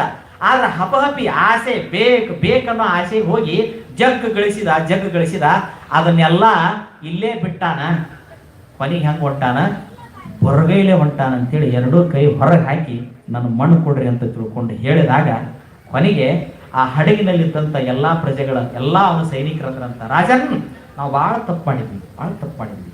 ನಮಗೆ ಎಟ್ಟನ್ನ ಪರಮಾತ್ಮ ಋಣ ಕೊಟ್ಟಾನ, ಅಟ್ರಾಗ ನಾವು ಉಂಡು ತಿಂದು ಬದುಕಿ ಬಿಟ್ಟಿದ್ರೆ ಜಗತ್ತು ಇನ್ನೂ ನಾವು ಭಾಳ ದಿವಸ ಬದುಕ್ತಿದ್ವಿ. ಇವತ್ತು ಹಪಹಪಿಗೆ ಬಿದ್ದೀವಿ. ನಿನ್ನ 36ನೇ ವಯಸ್ಸಿನೊಳಗೆ ಇಷ್ಟೆಲ್ಲ ಗಳಿಸಿದಿ, ಅದನ್ನು ಉಂಡಾಕ ಕಣ್ಣಿಗೆ ನೋಡಾಕ ನಿನಗೆ ಬಾಗಿಲದಾಗ ಹೊಂಟಿ. ಈಗ ಜಗತ್ತಿಗೆ ಸಂದೇಶ ಕೊಟ್ಟಿ, ಅತಿಯಾದ ದುರಾಸೆ ಮನುಷ್ಯನಿಗೆ ಇರಬಾರದು, ಒಬ್ಬರನ್ನು ಬದುಕಿಸಬೇಕು, ನಾವು ಬದುಕಬೇಕನ್ನೋ ಸತ್ಯ ಮುಂದಿನ ರಾಜರು ನಿನ್ನನ್ನು ನೋಡಿ ತಿಳ್ಕೊಳ್ಳಿ ಅನ್ನುವಂಥ ಸಂದೇಶವನ್ನು ಅಲೆಕ್ಸಾಂಡರ್ ಕಥೆಯಲ್ಲಿ ಬರ್ತದೆ. 2600 ವರ್ಷದ ಹಿಂದಿದ್ದಂಥ ಅಲೆಕ್ಸಾಂಡ್ರ ಹೆಂಗ ಆದ? ಅವ ಒಂದು ಊರ ರಾಜ್ಯ ಅಲ್ಲ, ಒಂದು ನಾಡಿನ ರಾಜ್ಯ ಅಲ್ಲ, ಒಂದು ದೇಶದ್ದಲ್ಲ, ಭೂಮಿ 12ನೇ ಗೆದ್ದಿದ್ನಂತ. ಮತ್ತು ಅವನಿಗೆ ಹೆಂಗಿರ್ಬೇಕು ಅಹಂಕಾರ? ನಾವು ಒಂದು ವಾರ್ಡ್ಗೆ ಆರಿಸಿ ಬಂದ್ರೆ ನೆಲ ಹಿಡಿಲಾರ್ದಂಗೆ ಅಡ್ಡಾಡ್ತೀವಿ. ಒಂದು ವಾರ್ಡ್ಗೆ, ಒಂದು ಓಣಿಗೆ ಅಲ್ಲ, ಒಂದು ವಾರ್ಡ್ಗೆ ಆರಿಸಿ ಬಂದ್ರೆ ನೆಲ ಹಿಡಿಲಾರ್ದಂಗೆ ಅಡ್ಡಾಡ್ತೀವಿ ನಾವು. 12ನೇ ಭೂಮಿ ಗೆದ್ದಿದ್ದವ ಪುಣ್ಯಾತ್ಮ. ಮತ್ತು ಅವನಿಗೆ ಅಹಂಕಾರ ಬರೋದೇನು ತಪ್ಪಲ್ಲ. 12ನೇ ಭೂಮಿ ಗೆದ್ದಾವ. ಭಾರತದಂಥ ಅನೇಕ ದೊಡ್ಡ ದೊಡ್ಡ ಭೂಮಂಡಲದ ವಿಸ್ತೀರ್ಣದ ದೇಶಗಳನ್ನು ಗೆದ್ದಾವ. ಏಕೈಕ ಸಾಮ್ರಾಜ್ಯಶಾಹಿ ಅವ. ಅಂಥವ ಕೊನೆಗೆ ಹೆಂಗೆ ಹೋದ? 2 ಕೈಯ ಹೊರಗೆ ಹಾಕಿ ಹೋದ. ಅಂಥವನ ಹಿಂಗೆ ಹೋದ ಮೇಲೆ ಇನ್ನು ಎಂತೆಂಥವ್ರ ಗತಿ ಏನಾಕೈತೋ ಗೊತ್ತಿಲ್ಲ. ಅದಕ್ಕೆ ಹಣವ ಗಳಿಸಿ ಇಟ್ಟಿದಿ ಹೆಚ್ಚ, ಸಾಯು ತನಕ ತಿಂದಿದಿ ನುಚ್ಚ, ಓದದ ನೀ ಪರೋಪಕಾರ ಮಾಡಲಿಲ್ಲ ಹುಚ್ಚ ಅಂತ ಹೇಳ್ತಾರ. ಅದಕ್ಕೆ ನಾವು ಮಾಡಿದ್ದು ಅದು ದಾಸೋಹ ರೂಪದಿಂದ ಜಗತ್ತಿಗೆ ಸಲ್ಲಬೇಕ ಹೊರತು ಅದು ಗಳಿಕೆ ಆಗಬಾರ್ದು, ಅದು ಬಳಕೆ ಆಗಬೇಕು. ಅದಕ್ಕೆ ಅತಿ ಆಸೆ ಇಟ್ಕೋಬಾರ್ದ್ರಲ್ಲಿ, ಅತಿ ಆಸೆ ಇರಬಾರ್ದು ಅಂದಾಗ ಒಬ್ಬ ಭಕ್ತ ಅಂದ ಸಿದ್ದಪ್ಪಸ್ಗ. ಮತ್ತು ನಾವು ಸಂಸಾರಿಕರು ಆಸೆ ಬೇಕಲ್ಲ ಅಂದ್ರೆ ಬೇಕು, ಅದು ಎಟ್ಟಿರ್ಬೇಕು ಅಂತನ್ಲೇ. ಊಟ ಮಾಡಿದ ಮೇಲೆ ಎಲಡಿಕೆ ಹಾಕುವಾಗ ಸುಣ್ಣ ಎಟ್ಟು ಹಚ್ಕೊಂತೀವಿ ನೋಡ, ಆಟ ಇರ್ಬೇಕು ಆಸೆ ಅಂದಂತ ಅಜ್ಜ. ಮತ್ತು ಸುಣ್ಣ ಭಾಳ ಆದ್ರೆ ಬಾಯಿ ಸುಡ್ತೈತಿ, ಆಸೆ ಭಾಳ ಆದ್ರೆ ಬದುಕ ಸುಟ್ಟೋಕೈತಿ ಅಂತ ಹೇಳ್ಬಿಟ್ಟು ಎಷ್ಟು ಸಂದೇಶ ಕೊಡ್ತಾನೆ. ಊಟ ಮಾಡ್ತೀವಿ, ಊಟ ಮಾಡಿದ ಮೇಲೆ ಎಲಿ ಇಟ್ಟಿರ್ತೈತಿ, ಈಟ್ ಎಲಿ ಇರ್ತೈತಿ, ಅಡಿಕೆ ಇಟ್ಟ ಮುಂದೆ ಇರ್ತಾವ. ಸುಣ್ಣ ಏಟ್ ಹಚ್ತೀರಿ, ಅಗದಿ ಈಟ ತೊಂತೀರಿ, ಅದು ಹಚ್ಚಿಲೇ ಬೇಡ ಅಂತೇಳಿ. ಹಿಂಗೆ ಮಾಡ್ರಿ ನೀವು ಮನೆಗೆ ಹೋಗಿ, ಇಟ್ಟೆಲಿ ಇಟ್ಟಡಿಕೆ ಒಂದು ಉಂಡಿ ಅಟ್ಟು ಸುಣ್ಣ ಅದ್ರಾಗ ಹಾಕೊಂಡ್ಬಿಡ್ರಿ. ಈ ಶೇಂಗಾದ ಉಂಡಿ ರವಾದ ಉಂಡಿ ಇರ್ತಾವಲ್ಲ, ಹಿಂಗೆ ಉಂಡಿ ಹೆಂಗೆ ಅದ್ರಾಗ ಕಟ್ಟಿ ನುಂಗಿ ಬಿಡ್ರಿ, ಅದನ್ನ ತಿಂದು ಬಿಡ್ರಿ. ಅದನ್ನ ಏನಾಕೈತಿ ಪರಿಸ್ಥಿತಿ? ಬಾಯಿ ಸುಟ್ಟು ಹೋಗ್ಬಿಡ್ತೈತಿ ಸುಣ್ಣ ಭಾಳ ಆದ್ರೆ. ಹೆಂಗ ಸುಣ್ಣ ಬಾಳ ಆದ್ರೆ ಬಾಯಿ ಸುಡ್ತೈತಿ, ಜೀವನದಾಗ ಆಸೆ ಬಾಳಿದ್ರೆ ಬದುಕು ಸುಡ್ತೈತಿ ಅಂತ. ಅದಕ್ಕೆ ಸೀಮಿತವಾದ ಆಸೆ ಇರ್ಲಿ, ನಿನಗೆ ಆಸೆ ಇರ್ಲಿ ಖರೆ. ಮತ್ತೆ ಇನ್ನೊಂದು, ಆಸೆ ಇತ್ತಂದ್ರೆ ಬರೀ ಇಟ್ಕೊಂಡು ಕುಂದ್ರಬಾರ್ದಂತ. ಅದಕ್ಕೆ ತಕ್ಕಂಗ ನಿನ್ನ ಸಾಧನೆ ಮತ್ತು ಪ್ರಯತ್ನ ಇರ್ಬೇಕಂತ. ಸಾಧನೆ ಪ್ರಯತ್ನ ಇರಲಿಲ್ಲ ಅಂದ್ರೆ ನಿನ್ನ ಆಸೆ ಗಾಳಿ ಗೋಪುರಕತಿ, ನೀ ಕೊನೆಗೆ ಮನೋರೋಗಿ ಆಗಿಬಿಡ್ತೀನಿ. ಮಾನಸಿಕ ಆಕೈತಿ ನೋಡಿ ಕೆಲವು ಮಂದಿಗೆ. ನಾವೊಂದು ಅನ್ಕೊಂಡದ್ದಾಗಲಿಲ್ಲ, ಆಗ್ಲಿಲ್ಲ ಅಂದ್ರೆ ಏನಾಕೈತಿ ಅವ್ರಿಗೆ ಲಾಸ್ಟ್ ಏನಾಕತಿ? ಮಾನಸಿಕ ಆಕತಿ. ಅದಕ್ಕೆ ಮೊದಲನೇ ಆಸೆ ಇಟ್ಕೊಳಬಾರ್ದಂತ. ಆಸೆ ದುಃಖಕ್ಕೇನು ಕಾರಣ. ಒಂದ್ ವೇಳೆ ಇಟ್ಕೊಂಡ್ರು ಏಟಿರ್ಬೇಕಂತ 2-3 ಪಾಟಣಿಗೆ ಏರು ಒಟ್ಟಾಟ ಇಟ್ಕೋಬೇಕಂತ. ನಾವು ಹಂಗಲ್ಲ, ಗೋಪುರದ ಮೇಲೆ ಗೋಪುರ, ಅಪಾರ್ಟ್ಮೆಂಟ್ ಮೇಲೆ ಅಪಾರ್ಟ್ಮೆಂಟು, ಅಪಾರ್ಟ್ಮೆಂಟ್ ಮೇಲೆ ಅಪಾರ್ಟ್ಮೆಂಟ್. ಸುಳ ಒಂದು ಈಡೇರೋದಿಲ್ಲ, ಬಿಡೋದಿಲ್ಲ. ನಾವು ಅನ್ಕೊಂಡದ್ದು ಒಂದು ಆಗೋದಿಲ್ಲ. ಕೊನೆಗೆ ಮನೋರೋಗಿಗಳಾಗಿ ಮಾನಸಿಕ ಆಗಿ ನಾವು ಹುಟ್ಟಬಾರ್ದಾಗಿತ್ತಪ್ಪ ಈ ಭೂಮಿ ಮೇಲೆ ಅಂತ ಸತ್ತು ಹೋಗ್ಬಿಡ್ತೀವಿ. ಹಂಗ ಆಸೆ ಇಟ್ಕೋಬಾರ್ದು. ಸೀಮಿತ ಆಸೆ ಇಟ್ಕೋ. ಒಂದ್ ವೇಳೆ ನೀ ದೊಡ್ಡ ಆಸೆ ಇಟ್ಕೊಂಡ್ರು ಇಟ್ಕೋ, ತಪ್ಪಲ್ಲ. ಅದ್ರ ತಕ್ಕಂಗ ನಿನ್ನ ಪ್ರಾಮಾಣಿಕ ಪ್ರಯತ್ನ ಇರಲಿ, ಹೋರಾಟ ಇರಲಿ. ಬರೀ ನವಲಿಗೆರಿ ಇಟ್ಕೊಂಡು ಪಾಸ್ ಹಾಕಿನಿ ಅಂದ್ರೆ ನೀನ್ಯಾವನಪ್ಪ ಅಂತ ಹೇಳ್ತಾನ. ಆಸೆ ಇಟ್ಕೋ. ನಾ ರ್ಯಾಂಕ್ ಬರ್ಬೇಕು ಅನ್ನೋದು ನಿನ್ನ ಆಸೆ. ರ್ಯಾಂಕ್ ಬರ್ಬೇಕಂದಿಲ್ಲ, ಅದ್ರಂಗ ಕಷ್ಟಪಟ್ಟು ಓದ, ಪ್ರಯತ್ನ ಮಾಡು, ಅದಕ್ಕೆ ಗೌರವ ಸಿಗ್ತೈತಿ. ನಾನು ನವಲಿಗೆರಿ ಇಟ್ಕೊಂಡ್ರೆ ರ್ಯಾಂಕ್ ಬರ್ತೀನಿ ಅಂದ್ರೆ ಯಾವನಾರ ಹೇಳಿದ್ರೆ ಪುಸ್ತಕದಾಗ ನವಲಿಗೆರಿ ಇಟ್ಕೊಂಡ್ರೆ ಪಾಸ್ ಹಾಕ್ತಾರ, ಎಂದಾರ ಆಗಕ್ಕೆ ಸಾಧ್ಯ ಐತಿನ? ಹಂಗಲ್ಲ. ಅದಕ್ಕೆ ಪ್ರಯತ್ನ, ಹೋರಾಟ, ಸಾಧನೆ ಇವು ಇತ್ತು, ಆ ಆಸೆಗೆ ಒಂದು ಕಿಮ್ಮತ್ ಬರ್ತೈತೆ ಅಂತ. ನಾವು ಬಯಸೋದರ ಕಟಾಪಟ್ಟಿ ಅದೇನ ಹೇಳ್ತಾರಲ್ಲ, ಮನೆಯಾಗೆ ಇಲಿ ಬಾಳ ಅದು ಅಂತ ತಿಳ್ಕೊಂಡು ಬೆಕ್ಕು ತೊಗೊಂಬಂದ್ರಂತ. ಆ ಬೆಕ್ಕು ಜಗ್ಗಲ್ಲಿ ಹೊಟ್ಟೆ ತುಂಬ 3 ಬಂಡೆ ಹಾಲು ಕುಡಿಸಿದ್ರಂತ. ಅದಕ್ಕೆ ಅದು ಬೆಕ್ಕು ಇಲಿ ಹಿಡಿಲಿಲ್ಲ ಅಂತದ, ಅದು ಚಿನ್ನಾಟಿ ನಡ್ಕೊಂತ ಕುಂತು ಬಿಡ್ತಂತ. ಹಂಗ ನಾವು ಜಗ್ಗು ಸುಖ ಕೊಟ್ಟು ಬಿಡ್ತಿದ್ವಿ ದೇಹಕ್ಕೆ. ಜಗ್ಗು ಸುಖ ಕೊಟ್ಟು ಸಾಧನೆ ಮಾಡಂದ್ರೆ ಅದ್ಯಾಕೆ ಮಾಡಕ್ ಹೋಗತಿ? ಕೈಯಾಗ ಮೊಬೈಲ್ ಸುಖ, ಕಣ್ಣಿಗೆ ಫೋನಿನ ಸುಖ, ಕಿವಿಯಾಗ ವಾಕ್ಮನ್ ಸುಖ, ನಾಲಿಗೆ ಪಿಜ್ಜಾ ಬರ್ಗರ್ ಪಾನಿಪುರಿ ಸುಖ, ಮೈಗೆ ಬಟ್ಟಿ ಸುಖ, ಪ್ರವಾಸಕ್ಕೆ ಪಿಕ್ನಿಕ್ ಸುಖ, ಇಷ್ಟೆಲ್ಲ ಕೊಟ್ಟ ಮೇಲೆ ಇನ್ಯಾಕ ಮನಸ್ಸಾಗಿ ಬೆಳೆಯಕ್ಕೆ ಹೋಗತಿ? ಮನಸ್ಸು ಮಂಗೆ ಆಗಿ 70 ಬರೋದು 30ಕ್ಕೆ ಡಮಾರ್ ಹಂಚ್ಕೊಂಡು ಹೋಯ್ತಿದ್ದ, ಸತ್ಯನಾಶ ಮಾಡಿ ಕೈ ಬರುತ್ತೆ. ಅದಕ್ಕೆ ಇದನ್ನ ಕಂಟ್ರೋಲ್, ಅಟೆನ್ಷನ್ ಪ್ಲೀಸ್ ಕಂಟ್ರೋಲ್ ಮಾಡ್ಬೇಕಂತ. ಕಂಟ್ರೋಲ್, ಮನಸ್ಸನ್ನು ಕಂಟ್ರೋಲ್ ಮಾಡಿದ್ರ ಅಜ್ಜವ್ರು. ಅದನ್ನ ಹೇಳಿದ್ರು ಅವ್ರು ಸೀಮಿತವಾಗಿ ಇದ್ದದ್ರಾಗಿ, ಹಾಸಿಗಿದ್ದಷ್ಟು ಕಾಲು ಚಾಚಿರಂತ. ಇವರ ಆಸೆ ಬಗ್ಗೆ ಹೇಳಾಕತ್ತಾರ. ಅಂಚಿ ಸಿದ್ದಪ್ಪ ಮಗ ಕೇಳ್ಬೇಕಿಲ್ಲ ನನಗೆ. ಕೆರೆ ದಂಡಿ ಮ್ಯಾಗ ಮಾವಿನ ಗಿಡ ಬೆಳೆದಾವ, ಒಂದಿಷ್ಟು ಹಣ್ಣು ತಿಂದ ಬಿಡ್ಬೇಕಂತ ಹಗೂರ್ಕ ಸರ್ಕೊಂತ ಹೋಗಿಬಿಟ್ಟವ. ಅಜ್ಜಾರ ಆಸೆ ಬಗ್ಗೆ ಹೇಳಕತ್ತಾರ. ಅಂಚಿ ಸಿದ್ದಪ್ಪ ಹಗೂರ್ಕ ಸರ್ಕೊಂತ ಎಲ್ಲಿಗೆ ಬಂದವ? ಕೆರೆ ದಂಡಿಗೆ ಬಂದಂತ. ಈ ಕೆರೆ ದಂಡಿ ಮ್ಯಾಗ ಮಾವಿನ ಗಿಡ ಬಾಳಿತು ಅಂತವ. ಅಜ್ಜಾರಿದ್ದ ಕಾಲಕ್ಕೆ ಈ ಕೆರೆ ದಂಡಿ ಮ್ಯಾಗ, ಅವ್ರಿದ್ದ ಕಾಲಕ್ಕೆ 12,100 ಎಕರೆ ಕೆರೆ ಅಂತಿದ್ರು.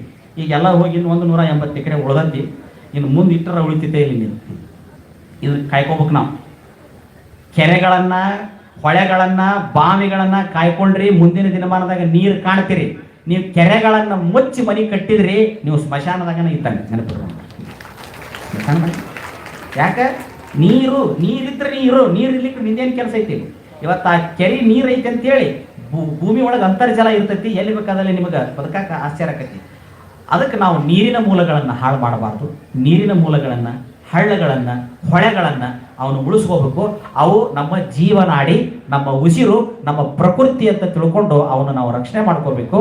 ಆ ಕೆರೆ ದಂಡಿಗೆ ಮಾವಿನ ಗಿಡ ಇದ್ದು, ನೀವು ಹಗೂರ್ಕ ಬಂದ, ಗಿಡ ಏರಿದ, ಅವನು ಹರ್ಯಾಕ್ವಾದ. ಒಂದು 4 ಹರ್ಕೊಂಡ ಸುಮ್ಮನೆ ಬರ್ಬೇಕಿಲ್ಲ. ತುದಿ ಮ್ಯಾಗ ಒಂದು ಚಲೋ 3 ಕೆಂಪನ ಹಣ್ಣಾಗಿತ್ತು.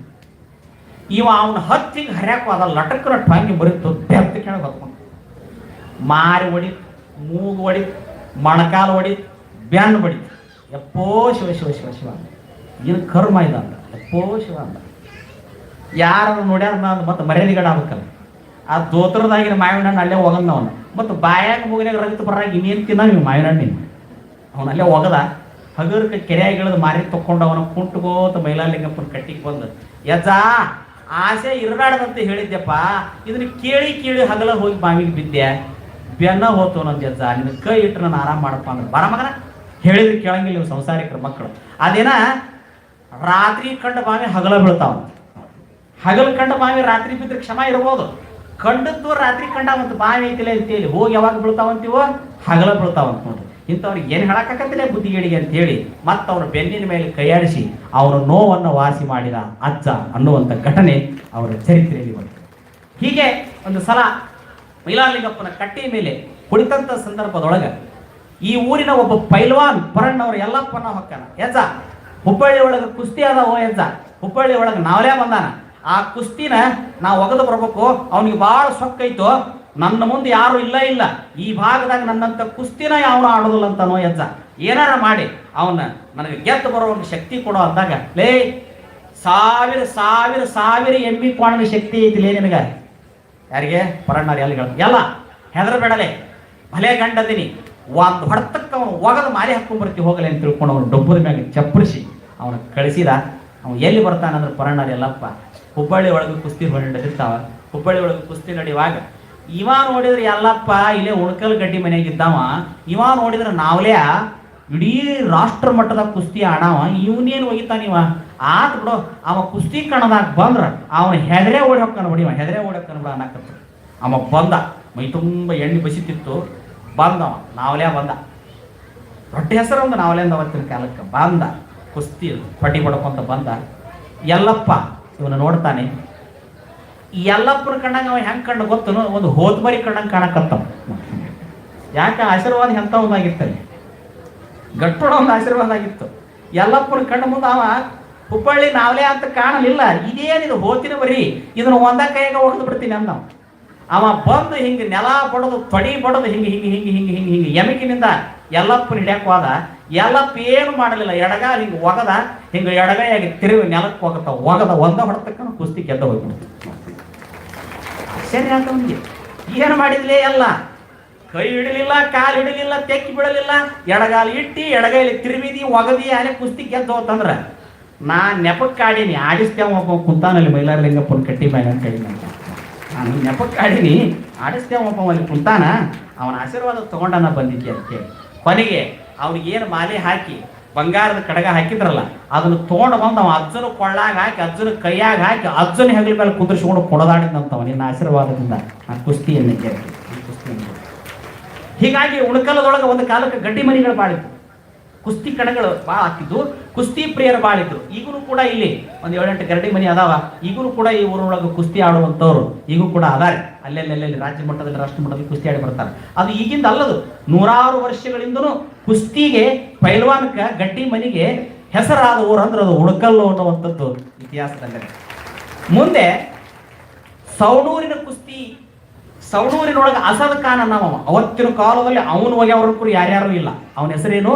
ಅಸದ್ ಖಾನ್. ಸವಣೂರಿನ ನವಾಬ ಅವನಿಗೆ ಜಹಗೀರ್ ಕೊಟ್ಟಿದ್ದಂತ ಅಸದ್ ಖಾನ್ ಅವತ್ತಿನ ಕಾಲಕ್ಕೆ. ನೋಡಿ ಅವ ಏನು ಮಾಡಿದ ಅಂದ್ರ ಉಣಕಲ್ಲೊಳಗೆ ಪೈಲ್ವಾನ್ರು ಭಾಳ ಅದಾರಂತ, ಅವ್ರನ್ನ ಒಗಿಬೇಕು, ಅವ್ರ ತಿಂಡಿ ತೆಗಿಸ್ಬೇಕಂತ ಹೇಳಿ ಬಳಿ, ಸೀರಿ, ಅರಿಶಿಣ, ಕುಬುಸ, ಕುಂಕುಮ, ಉಡಿ ತುಂಬೋ ಸಾಮಾನ ಕೊಟ್ಟು ಕಳಿಸಿದ. ಎಲ್ಲಿಗೆ ಕೊಟ್ಟು ಕಳಿಸಿದ? ಉಣಕಲ್ ಕೊಟ್ಟು ಕಳಿಸಿದ. ಅವು ಎಲ್ಲಿಗೆ ಬಂದು ಅಂದ್ರೆ ಊರಾಗಿನ ಚೆನ್ನಪ್ಪ ಗೌಡ್ರ ಮನೆಗೆ ಬಂದು. ಅವು ಯಾಕೆ ಬಂದು ಅಂದ್ರೆ ಇವನ್ನ ತಗೊಂಡು ಸರಳ ನನ್ನ ಕೂಡ ಕುಸ್ತಿ ಆಡಕ್ಕೆ ಬರ್ರಿ ಒಂದು, ಇಲ್ಲ ಇವನು ತಗೊಂಡು ನನ್ನ ಕೂಡ ಬರಲಿಲ್ಲ ಅಂದ್ರೆ ನೀವು ಸೀರೆ ಉಟ್ಟಂಗ ಬಳಿ ತೊಟ್ಟಂಗ ನಿಮಗೆ ತಾಕತ್ತಿಲ್ಲ ಅಂತೇಳಿ ಅದಕ್ಕೆ ಇವನು ಕೊಟ್ಟು ಕಳಿಸಿನಿ ಅಂತ ಕೊಟ್ಟು ಕಳಿಸಿದ್ದ. ಅಸದ್ ಖಾನ್ ಕೊಟ್ಟು ಕಳಿಸಿದ್ದ. ಅವ್ರು ತಗೊಂಡ್ರು ಬಂದು, ಇಲ್ರಿ ಸವಣೂರು ಅಸದ್ ಖಾನ್ರು ಪೈಲ್ವಾನ್ರು ನಿಮ್ಮ ಊರಿಗೆ ಕೊಟ್ಟು ಕಳಿಸ್ಯಾರ ಅಂತ ಗೌಡ್ರ ಮನೆಗೆ ಬಂತು. ಗೌಡ್ರು ಒಂದಿನ ಮಂದಿ ಎಲ್ಲ ಕರೆದು, ಮತ್ತೆ ಏನು ಮಾಡೋಲ್ಲ, ಊರು ಕಿಮ್ಮತ್ ಐತಿದು. ಅವ ನೋಡಿದ್ರ ಸವಣೂರು ಅಸದ್ ಖಾನ ಮನಿಗೆ ಆಮಂತ್ರಣ ಕೊಟ್ಟ. ಆಮಂತ್ರಣ ಅಂದ್ರೇನು? ಬಳಿ, ಸೀರಿ, ಕುಬುಸ, ಕುಂಕುಮ ಕೊಟ್ಟು ಕಳಿಸಿದ. ನಿಮಗೆ ತಾಕತ್ತಿದ್ರ ನನ್ನ ಕೂಡ ಹಿಡ್ಯಾಕ್ ಬರ್ರಿ, ಇಲ್ಲದಿದ್ರೆ ಇವ್ನು ಉಟ್ಕೊಂಡು ಬಳಿ ತೊಟ್ಟಿನ ಅಂತ ತಿಳ್ಕೊಂಡು ಸೋತಿನ ಅಂತ ಒಬ್ಬಗೋರೇನು ಕೊಟ್ಟು ಕಳಿಸಿದ. ಮತ್ತು ಕುಸ್ತಿ ಯಾರನ್ನ ಹಿಡಿಬೇಕು, ಹ್ಯಾಂಗ್ ಹಿಡಬೇಕು ಅಂದಾಗ ಊರನ್ನ ವಿಚಾರ ಮಾಡಿ ಹೆಂಗ್ ಮಾಡೋದಪ್ಪ, ಹೆಂಗ್ ಮಾಡೋದು? ಕೊನೆಗೆ ಸಿದ್ದಪ್ಪನ ದಾರಿ ತೋರಿಸ್ಬೇಕಂದಾಗ ಕಬಾಡಿ ಎಲ್ಲಪ್ಪನ ತಯಾರು ಮಾಡಿದ್ರು. ಕಬಾಡಿ ಎಲ್ಲಪ್ಪನ ತಯಾರು ಮಾಡಿ ಅವಂಗ ಹೇಳ್ತಾರ, ನೀ ಹೋಗಿ ಅವನು ಒಗದು ಬರ್ಬೇಕು ಆತು ಅಂತೇಳಿ 8-10 ಮಂದಿ ಕೂಡಿ 4 ಚಕ್ಡಿ ಹೂಡಿ ಎಲ್ಲಿ ಹೊಡೆದ್ರೆ ಗಾಡಿ ಅಂದ್ರೆ ಸವಣೂರಿಗೆ ಹೊಡೆದು, ಸವಣೂರಿಗೆ ಹೊಂಟು ಗಾಡಿ. ಇವ್ರನ್ನ ನೋಡಾಕ ಅವತ್ತಿನ ಕಾಲದಾಗ ಕುಸ್ತಿ ಆಡೋರಿಗೆ ಎಷ್ಟು ಡಿಮ್ಯಾಂಡ್ ಇತ್ತು ಗೊತ್ತನು? ಮದುಮಕ್ಕಳು ನೋಡಕ್ ಬಂದಂಗೆ ಹೊರಗೆ ಬರ್ತಿದ್ರು ಅವ್ರು ನೋಡಾಕ. ಈ ರಾಜಕಾರಣಿಗಳನ್ನ ಮೆರವಣಿಗೆ ಮಾಡುವಾಗ ಹೊರಗೆ ತೊಗೊಂಡ್ಬರ್ತಾರಲ್ಲ, ಇವ್ರು ನೋಡಾಕ ಸವಣೂರಿನೊಳಗೆ ಹೆಣ್ಮಕ್ಳು ಗಣಮಕ್ಕಳು ಬಾಗಿಲದ ಹೊರಗೆ ಬಂದು ನಿಂತು ನೋಡ್ತಿದ್ರಂತ. ಉಣಕಲ್ ಪೈಲ್ವಾನ್ರು ಹೊಂಟಾರ ನೋಡಿ, ಉಣಕಲ್ ಪೈಲ್ವಾನ್ ಹೊಂಟಾರ. ದೊಡ್ಡ ಪ್ರಮಾಣದಲ್ಲಿ ಕುಸ್ತಿ ಆಕಾಡ ತಯಾರಾಗಿತ್ತು. ಥಿಯೇಟರ್ ಮಾಡಿದ್ರು, ಹಾದ್ರು. ಅಸದ್ ಖಾನ್ ಬಂದ, ಆನೆಯನ್ನು ಗೀಳಿಟ್ಟ, ಕುದುರೆಯನ್ನು ಗೀಳಿಟ್ಟ, ನೆಲ ಬಡದ, ಮಣ್ಣು ತುರಿದ, ಉಣಕಲ್ ಅವ್ರನ್ನ ಒಗಿತೀನಂದ. ಆದ್ರೂ ಆ ಟೈಮ್ಕ ಏನು ಉಣಕಲ್ಲದ ಎಲ್ಲ ಹೋಗಿದ್ನಲ್ಲ, ಅವ್ನು ಏನು ಮಾಡಿಬಿಟ್ಟ ಅಂತಂತಂದ್ರ ಅನಾಮತ 3ನೇ ಸಲಕ್ಕೆ ಅವನು ಹೆಡತ್ ಹಿಂಗೆ ಮ್ಯಾಗ ತೂರಿ ಹಿಂಗೆ ಗಿಮಿ ಗಿಮಿ ಗಿಮಿ ತಿರುಗಿ ನೆಲಕ್ಕೆ ಒಗದ ಡುಬ್ಬ ಹಚ್ಚಿ ಅವನು ಸೋಲಿಸಿಬಿಟ್ಟ. ಉಣಕಲ್ ಅವರು ಕುಸ್ತಿ ಗೆದ್ರು ಅನ್ನೋದು ಎಲ್ಲ ಕಡೆ ಸುದ್ದಿ ಆಗುತ್ತೆ. ಉಣಕಲ್ ಅವರು ಕುಸ್ತಿ ಗೆದ್ರು. ಏನು ಉಣಕಲ್ ಅವ್ರನ್ನ ಚಕ್ಕಡಿ ಕಟ್ಟಿ ಚಕ್ಕಡಿಗೆ ಹಂದ್ರ ಹಾಕಿ ಚಕ್ಕಡಿಯಾಗಿ ನಿಂದ್ರಿಸಿ ಗ್ಯಾಸ್ ತಗೊಂಡು ಸೌಂಡೂರಾಗಿ ಮೆರವಣಿಗೆ ಮಾಡಿ ಅವ್ರನ್ನ ಕಳಿಸಿದ್ರಂತ ನೋಡ್ರಿ. ಅವತ್ತಿನ ಸೌಂಡೂರಾಗಿ ಮೆರವಣಿಗೆ ಮಾಡಿ ಮುಂದೆ ಹುಬ್ಬಳ್ಳಿಗೆ ಬಂತಂತ, ಹುಬ್ಬಳ್ಳಿಯಾಗಿ ಮೆರವಣಿಗೆ ಆತಂತ, ಹೊಸೂರಾಗಿ ಮೆರವಣಿಗೆ, ತಿಮ್ಸಾಗರದ ಮೆರವಣಿಗೆ ಆಗಿ ಉಣಕಲ್ಲಕ್ಕೆ ಬಂದಾಗ ಎಲ್ಲಾ ಇಡೀ ಊರನ್ನವ್ರು ಕೂಡಿ ಅವ್ರನ್ನ ಆರತಿ ಮಾಡಿ ಒಳಗೆ ಕರ್ಕೊಂಡ್ರು. ಉಣಕಲ್ಲಿನೊಳಗ ಬರೀ ಉಂಡ ಮಲಗವ್ರಿಲ್ಲ, ಗೆದ್ದು ಬರೋ ಗಂಡುಗಳದಾರ ಅನ್ನೋದು ತೋರಿಸಿಕೊಟ್ರಿ. ಅಸದ ಕಾನನ್ನು ಒಗದ್ರಿ. ಇನ್ನ ಕೊಲ್ಲಾಪುರ ಸೀಮಿ, ಆ ಕಡೆ ಮೈಸೂರು ಸೀಮಿ, ನಾವ ಕುಸ್ತಿ ಒಳಗ ಪ್ರವೀಣ್ ಅನ್ನೋದನ್ನು ತೋರಿಸಿಕೊಟ್ರಿ ಅನ್ನೋದು ಇಡೀ ನಾಡಿಗೆ ಗೊತ್ತಾತು. ಉಣಕಲ್ಲಿನ ತಾಕತ್ ಎಲ್ಲರಿಗೂ ಗೊತ್ತಾತು. ಮುಂದೆ ಇದೇ ಒಂದು ಸಂದರ್ಭ ಎಲ್ಲಿ ನಡೀತೈತಿ ಅಂದ್ರೆ ಕಲಗಟ್ಟಿಗೆ ಒಳಗ ಕುಸ್ತಿ ಕಣ ನಡೆದಿರ್ತಾವ. ಕಲಗಟ್ಟಿಗೆ ಒಳಗ ಕುಸ್ತಿ ಕಣ ನಡೆದಿರ್ತಾವ. ಇಲ್ಲಿಂದ ಚಪ್ರದ ಗುರುಸಿದ್ದಪ್ಪ, ಕಬಾಡಿಗರಿ ಎಲ್ಲಪ್ಪ, ಇವರೆಲ್ಲರೂ ಕುಡ್ಕೊಂಡು 8-10 ಮಂದಿ ಕುಡ್ಕೊಂಡು ಕುಸ್ತಿ ಆಡಕ್ಕಲ್ಲಿ ಹೋಗಿರ್ತಾರೆ. ಹ್ಯಾಂಗ ಕುಸ್ತಿ ಆಡ್ತಾರಂದ್ರೆ ಅವತ್ತಿನ ಕಾಲಕ್ಕೆ ಮನರಂಜನೆ ಅಂದ್ರೆ ಕಬಡ್ಡಿ, ಕುಸ್ತಿ. ಯಾವ ಸಿನಿಮಾ ಆಡಿದ್ರೆ ದೊಡ್ಡಾಟ ಆಡ್ಬೇಕು ಊರಾಗ, ಇಲ್ಲ ಬಯಲಾಟ, ಇಲ್ಲ ದೊಡ್ಡಾಟ, ಇಲ್ಲ ಸಗ್ಗ, ಇಲ್ಲ ಕುಸ್ತಿ, ಇಲ್ಲ ಕಬಡ್ಡಿ, ಇಲ್ಲ ನಾಟಕ. ಇವನು ಬಿಟ್ರೆ ಸಿನಿಮಾ ಇಲ್ಲ, ಏನು ಇಲ್ಲ. ಅವ ಮನರಂಜನೆ ನಮ್ಗೆ ಅವ ಮನರಂಜನೆ. ಹಿಂಗಾಗಿ ಊರು ತುಂಬಾ ಹಬ್ಬದ ವಾತಾವರಣ ಇರ್ತಿತ್ತು. ಹಿಂಗೆ ನಡೀತು. ಇವ್ರು ಹಾದ್ರು, ಎಲ್ಲಾ ಕುಸ್ತಿನೂ ಇವರ ಗೆದ್ರು. ಉಣಕಲ್ ಅವ್ರ ಗೆದ್ರು ಎಲ್ಲಾ ಕುಸ್ತಿ. ಹೋಗ್ಬೇಕಾದ್ರ ಅಜ್ಜ ಕಟ್ಟಿ ಕುಂತಾಗ ಇವ್ರು 8 ಮಂದಿ ನಮಸ್ಕಾರ ಮಾಡೇ ಹೋದ್ರು. ಯಜ್ಜ ಕಲಗಟ್ಟಿಗೆ ಕುಸ್ತಿ ಆಡಕ್ ಕೊಟ್ಟಿವಪ್ಪ ಅಂದ್ರೆ ಗೆದ್ದು ವಿಜಯದ ಮಾಲೆ ಹಾಕೊಂಡು ಬರ್ತಿ, ಹೋಗು, ವಿಜಯದ ದೇವತೆ ನಿಮ್ಮನ್ನು ಹರಿಸ್ತಾಳ ಅಂತ ಅಜ್ಜ ಆಶೀರ್ವಾದ ಮಾಡಿದ್ದ. ಇವರು ಹಾದ್ರು, ಹೋಗಿ ಕುಸ್ತಿ ಆಡುವಾಗ ಅವ್ರು ಹುಟ್ಟರು ಸೋಲಿಸ್ಬಿಟ್ರು. ಆ ಸುತ್ತಮುತ್ತ ಯಾರ್ಯಾರು ಬಂದಾರ ಎಲ್ಲರನ್ನೂ ಸೋಲಿಸಿದ್ರು. ಉಣಕಲ್ ಅವ್ರು ಹುಟ್ಟರು ಕುಸ್ತಿಯಾಗ ಹೋಗಿದ್ರು. ಒಗದ ಮೇಲೆ ಅಲ್ಲಿ ಹಿರಿಯರು ಇವ್ರನ್ನ ಏನ್ ಮಾಡಿದ್ರು ಅಂದ್ರೆ ಕಬ್ಬಿನ ಹಾಲು ಕುಡಿರಂತ ಬರೀತಮ್ಮ ಅಂತ ಗಾಣಕ್ಕೆ ಕರ್ಕೊಂಡವ್ರು. ಕಬ್ಬಿನ ಗಾಣಕ್ಕೆ ಕರ್ಕೊಂಡವ್ರು. ಇವ್ರನ್ನ ಹೆಂಗೂ ಒಗದಿಲ್ಲ, ಇವ್ರನ್ನ ಏನಾರ ಮಾಡಿ ಸಿಕ್ಕದ ಬಿದರು ಬಂಬು ಮುರಿದು ಇವ್ರನ್ನ ಬಡದು ಉಣಕಲ್ಲಿನ ಪೈಲ್ವಾನ್ರನ್ನ ಇನ್ನೊಮ್ಮೆ ಎಲ್ಲಿ ಕುಸ್ತಿ ಹಿಡಿದಿರಬಾರ್ದು, ಇವ್ರ ಹಂಗೆ ಇವ್ರನ್ನ ಊರು ಮಾಡಿ ಬಿಡೋಣ ಅಂತೇಳಿ ಕೆಲವು ದುಷ್ಟ ಪೈಲ್ವಾನ್ರು ಆ ಕಡೆ ಮೊದಲ ಅದು ಬಿದರು ಬೆಳೆಯುವಂತ ನಾಡದು ಮಲ್ನಾಡ. ಅಜ್ಜನ ಕಾಲಕ್ಕೆ ಹುಬ್ಬಳ್ಳಿ ದಾಟ 5 ಕಿಲೋಮೀಟರ್ ಆದ್ರೆ ಅಂದ್ರೆ ಮಲೆನಾಡ ಇತ್ತು, ಜಂಗಲ್ ಏರಿಯಾನೇ ಇತ್ತು, ಪೂರ ಜಂಗಲ್ಲ ಇತ್ತಿದ ಅವಾಗ, ಪೂರ ಜಂಗಲ್ಲ. ಉಣಕಲ್ ಅಜ್ಜಿದ್ದ ಕಾಲಕ್ಕೆ ಉಣಕಲ್ಲ ಒಳ್ಳೆ ಭತ್ತ ಬೆಳಿತಿದ್ರು ಅವಾಗ ಅದು ಸ್ವಲ್ಪ ಮಲ್ನಾಡ ಸರಕ್ಕೆ ಬೆಳಿತಿತ್ತು. ಈಗ ಅದು ಕಲಗಟ್ಟಿಗೆ ದಾಟಿ ಹೋಗೈತದ, ದೂರ ಹೋಗ್ತೀಗ ಅರಣ್ಯ ಕಡದು ಯಲ್ಲಾಪುರ ಸೀಮೆ ಹೋಗಿ ಮುಟ್ಟಿವಿ ನಾವು. ಈಗ ಸದ್ಯ ಅಲ್ಲಿ ಆಟ ದೂರ ಹೋಗೈತಿ. ಈಗ ಅರೆ ಮಲ್ನಾಡ ಹಾಕೊಂಡು ಕುಂತೈತಿ. ಈಗ ಸದ್ಯ ಕಲಗಟ್ಟಿಗೆ ಮೊದಲು ಪೂರ ಮಲ್ನಾಡ. ಈ ಹುಬ್ಬಳ್ಳಿ ದಾಟಿ ಇತ್ತಾಗಿಂದು ಬಯಲು ಸೀಮೆ, ಬೆಳವಲ ಸೀಮೆ ಅಂತ ಕರೀತಾರೆ. ಇತ್ತಾಗಿಂದು ಅರೆ ಮಲ್ನಾಡ, ಇತ್ತಾಗಿಂದು ಮಲೆನಾಡ, ಅತ್ತಾಗಿಂದು ಸಗರನಾಡ. ಹಿಂಗೆ ನಮ್ಮಲ್ಲಿ ಒಂದು ವ್ಯವಸ್ಥೆಯನ್ನು ಮಾಡ್ತಾರೆ ಕರ್ನಾಟಕದಲ್ಲಿ. ಇವರು ಕಲಗಟ್ಟಿಗೆ ಹೋದ ಸಂದರ್ಭದೊಳಗ ಆ ಬಿದಿರಿನ ಬಾಂಬ್ ಮುರಿದು ಇವ್ರ ಮೈಯೊಳೆ ಬಡದ್ಬಿಡೋನು, ಬಡದ ಇವರ ತೊಡೆ ಹೊಡಿನು, ಇವರ ಹಣಿ ಹೊಡಿನು, ಎಲ್ಲೆಲ್ಲಿ ರಿಪೇರಿ ಆಗಬಾರ್ದು, ಇನ್ನೆಂದು ಉಣಕಲ್ಲ ಕುಸ್ತಿ ಆಡಿರಬಾರ್ದು ಇವರು ಅಂತ ಹೇಳಿ ಹೊಟ್ಟಿ ಕಿಚ್ಚಿಗೆ ಇವ್ರು ಹೊಡ್ಯಾಕ್ ಬರ್ತಾರ. ಅಜ್ಜವರು ಆ ಟೈಮ್ಕ 10 ಮುಣಿಗೆ 4:30 ಆಗಿರ್ತೈತಿ. ಮೈಲಾರಲಿಂಗಪ್ಪನ ಕಟ್ಟಿ ಒಳಗ ಶಾಸ್ತ್ರ ಹೇಳ್ಕೊಂತ ಕುಂತಿರ್ತಾರ ಭಕ್ತರ ಮುಂದೆ. ಇಲ್ಲೇ ಅಂತಾರ, ಇಲ್ಲೇ ಗಾತ್ ಆತಲೆ, ಊರನ ಹುಡುಗರಿಗೆ ಗಾತ್ ಆತಲೆ, ಕೆಟ್ಟ ಸೊಳೆ ಮಕ್ಕಳು ಹೊಡ್ಯಾಕ್ ಬರಾಕತ್ತಾರ ಅಂದವನ ಅಜ್ಜ ಏನ್ ಮಾಡಿಬಿಟ್ಟ, ಇಲ್ಲೇ ಕೂತ್ಕೊಂಡು ಹಿಂಗ ಕಣ್ಣು ಮುಚ್ಕೊಂತಾನ. ಇಲ್ಲಿ ಕಣ್ಣು ಮುಚ್ಕೊಂಡು ಬಿಟ್ಲೆ ಅವ್ರನ್ನೇನು ಹೊಡಿಬೇಕಂತ ಹೋಗಿದ್ರಲ್ಲ ಅವರೆಲ್ಲರ ಕಣ್ಣು ಕಾಣದಂಗ ಆಗಿಬಿಡ್ತಾವ. ಇಲ್ಲೇ ಕಣ್ಣು ಮುಚ್ಕೊಂತಾನ. ಕಣ್ಣು ಮುಚ್ಕೊಂಡು ಬಿಟ್ಲೆ ಅವ್ರನ್ನೇನು ಹೊಡಿಬೇಕು ಅಂತ ತಿಳ್ಕೊಂಡು ಹೋಗಿದ್ರಲ್ಲ, ಹೊಡಿಬೇಕಂತ ಹೋದವ್ರು ಕಣ್ಣ ಹೋಗಿಬಿಡ್ತಾವ. ಅಷ್ಟೊತ್ತಿಗೆ ಇವ್ರು ಕಬ್ಬಿನ ಹಾಲು ಕುಡಿದು ಸುದ್ದಿ ಗೊತ್ತಾಕತಿ, ನಡ್ರಿ ದೌಡ್ ಹೋಗೋಣ ಅಂತೇಳಿ ಚಕ್ಕಡಿ ಹುಡ್ಕೊಂಡವ್ರ. ಇವ್ರು ಎಲ್ಲಿಗೆ ಬರ್ತಾರಪ್ಪ ಅಂತಂದ್ರ ಕಾಡನಕೊಪ್ಪ ದಾಟಿ ಮುಂದೆ ಇವರು ಉಗ್ರಿಕೇರಿ ಕಾಡನಕೊಪ್ಪ ದಾಟಿ ಇವರು ಮತ್ತೆ ಹುಬ್ಬಳ್ಳಿ ಮಿಸ್ರಿಕೋಟಿ ಸೀಮೆಗೆ ಇವ್ರು ಬರ್ತಾರ. ಅಷ್ಟೊತ್ತಿಗಾಗಲೇ ಮತ್ತೆ ಅವ್ರ ಕಣ್ಣು ಬಂದದ್ದು ಮಂಜಾಗಿ ಗೋಳಾಡಕ್ಕೆ ನಿಂದಿರ್ತಾರ. ಗೋಳಾಡಕ್ಕೆ ನಿಂದಾಗ ಅವಾಗ ಅಜ್ಜ ಪಾಪಿಗೇಡಿ ಸೊಳೆ ಮಕ್ಕಳು ಉಣಕಲ್ ಹುಡುಗರು ನಾವು ಊನ್ ಮಾಡ್ತಿದ್ರಲಿಪ್ಪ ಇವತ್ತ ಅಂತ ಹೇಳಿ ಮತ್ತೆ ತನ್ನ ಕಣ್ಣು ಹಿಂಗೆ ತೆಗೆದ ಆಗ್ಲಿ ಮಾಡ್ಯಾವಂದ್ರೆ ತಾವ ಉಣ್ತಾವ ಮಣಿ ಅಂತ ಕಣಬ ಅಂತೇಳಿ ಮತ್ತೆ ಚಲೋ ಆಗ್ಲಿ ಅಂತ ಮತ್ತೆ ಅವಲ್ಲಿ ಅವ್ರು ಕಣ್ಣು ಬಂದ್ವಂತ ನೋಡ್ರಿ.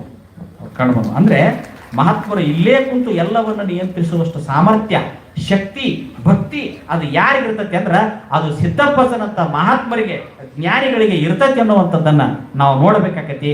ಅದಕ್ಕೆ ಅಜ್ಜ ನಂಬಿದ ಭಕ್ತರನ್ನ ಕಾಯುವಂತಹ ಸಾಮರ್ಥ್ಯ ಯಾರಿಗಿತ್ತು ಅಂದ್ರೆ ಅದು ಸಿದ್ದಪ್ಪಸನಂತ ಮಹಾತ್ಮರಿಗೆ ಇತ್ತು ಅನ್ನುವಂಥದ್ದನ್ನ ನಾವು ಪದೇ ಈ ಸಂದರ್ಭದಲ್ಲಿ ನೆನಪು ಮಾಡ್ಕೋಬೇಕಾಗ್ತದೆ, ನೋಡ್ಬೇಕಾಗ್ತದೆ. ಇಂಥದ್ದೇ ಒಂದು ಘಟನೆ ನಡೀತದೆ. ಮಾನ್ಯ ಒಬ್ಬರು ಕಥೆ ಹೇಳಿದ್ದೆ, ಅಮರಪ್ಪನವರು ಗುರುಸಿದ್ದಪ್ಪ ಅಂತ ತಿಳ್ಕೊಂಡಿದ್ದ. ಅವನ ಹೆಸರೇನು? ಹೋಗಲೇ ಗೆದ್ದು ಬರ್ತೀವಿ, ತೇರ್ ಮ್ಯಾಗ ಬರ್ತೀವಿ ಅಂತ ತಿಳ್ಕೊಂಡು ಹೇಳಿದ್ದ ಅಜ್ಜ. ಅವ ಹೇಳಿದಂಗೆ ನ್ಯಾಯದಾಗ ಗೆದ್ದು ತೇರಿನಾಗ ಬಂದ. ಅವ ತನ್ನ ದನಕರಗಳನ್ನು ತಗೊಂಡು ಬೈರಿ ದೇವರು ಕೊಪ್ಪದ ಗವಿ ಹತ್ತಿಗೆ ಮೇಸಾಕ್ ಹೋದಾಗ ಆ ಗವಿಯಾಗ ಒಬ್ಬ ಮಾಂತ ಸ್ವಾಮಿ ಅನ್ನೋವಂತವ ಒಬ್ಬ ಲಫಂಗ ಸಾಧು ಇರ್ತಾನಲ್ಲಿ. ಲಫಂಗ ಸಾಧು ಅವ ಹೊರಗೆ ಬಂದು ಗವಿಯಿಂದ ಏನ್ ಮಾಡ್ತಾನ, ಲೇ ಯಾವ್ರ ಅವನಿಗೆ ಅಂದ್ರೆ ನಾವು ಉಣ್ಕಲ್ಲ ನಾವು. ಅವನ ಸಿದ್ಧ ಅದಾನಲ್ಲ ಅವ್ರ ಅವನಿ ಅಂತ ಕೇಳ್ತಾನ ನಾವು. ಇವನು ನೋಡ್ರಿ ಯಾರನ್ನ, ಇವನು ಅಮರಪ್ಪ ಗುರುಸಿದ್ದಪ್ಪ ಸಿದ್ಧ ಅದಾನಲ್ಲ ಅದವ್ರ ಹೌದಲ್ಲಿ ಅನ್ನ. ಹೌದು ಅದವ್ರ ಅವನ. ಹೋಗ ಗಾಂಜಾ ತೊಗೊಂಡು ಹೋಗ್ಬೇಕನ, ಇಲ್ಲೇ ಇಲ್ಲೇ ಇಲ್ಲೇ ಮುಂದಕತ್ತ ಹೋಗ ಅಂತ ಹೇಳಿ ನಾ ಕಡೆ ಕೊಡಕ್ಕೆ ಹೋಗ್ತಾನ. ನಾ ಎಲ್ಲ ತರೋದಿಲ್ಲ ಅಂತ ನಾವು. ಏಯ್ ಸಾಧು ಸತ್ಪುರುಷರ ಮಾತು ಕೇಳಕ್ ಬರೋದಿಲ್ಲ ಮಗನ ನಿನಗೆ. ನಿಮ್ಮೊರಗ ಒಬ್ಬ ಸಾಧು ಅದನ್ನ ಇದನ್ನ ಕಲಿಸ್ಯಾನ ನಿನಗೆ ಬುದ್ಧಿ ಕೇಳಿ ಸಿದ್ಧ. ಹೋಗ ತೊಗೊಂಡೋಗ್ಬೇಕು, ಗಾಂಜಾ ತೊಗೊಂಬೋಗಿ ಪತ್ರಿಕೆ ತೊಗೊಂಬೋಗಿ ಸೇದಾಕಂತ. ಏಯ್ ನಾನು ತರೋದಿಲ್ಲಪ್ಪ, ನಾವು ಮಾತು ಹೇಳಿದ್ರೆ ಅಟ ನಾ ತರವ, ನಾವು ಉಳಿದವರಿಗೆ ನಮ್ಗೆ ನಡೆಯಂಗಿಲ್ಲ ಅಂದಾಗನ ಇವನು ಬಾಯಿಗೆ ಬಂದಂಗೆ ಬೇದು ಸಿದ್ದಪ್ಪನ ಗೇಲಿ ಮಾಡಿ ಟಿಂಗಲ್ ಮಾಡಿ ಟೀಕಾ ಮಾಡಿ ಕಳಿಸ್ತಾನ.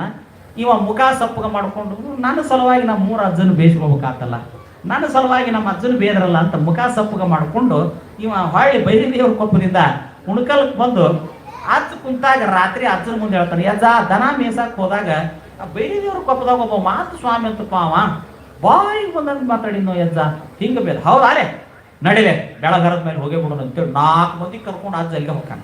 ಎಲ್ಲಿಗೆ ಹೋಗ್ತಾನೆ? ಬೈರಿದೇವ್ರ ಕೊಪ್ಪ ಹೋಗ್ತಾನೆ. ಬಾರಲೇ ಮಾಂತ ಅಂತ ತಿಳ್ಕೊಂಡು ಹೊರಗೆ ನಿಂತು ಕರಿತಾನ. ಇವ ಒಳಗಿನಿಂದ ಹೊರಗೆ ಬರ್ತಾನೆ. ಮಾಂತ ಸ್ವಾಮಿ ಹೊರಗೆ ಬರ್ತಾನೆ. ಬಂದು ಓ ಉಣಕಲ್ ಸಿದ್ದಪ್ಪನಾರ ನೀವ ಅಲ್ಲ ಮನೆ ಪಲ್ಲಕ್ಕಿಯಾಗ ಮೆರೆದವ್ರು ಬರ್ರಿ ಬರ್ರಿ ಅಂತಾನೆ. ಮತ್ತು ಅಲ್ಲಿ ಟಿಂಗಲ ಮಾಡ್ತಾನ. ನೀವ ಅಲ್ಲ ಮನೆ ಪಾಲ್ಕಿಯಾಗ ಮೆರೆದವ್ರು.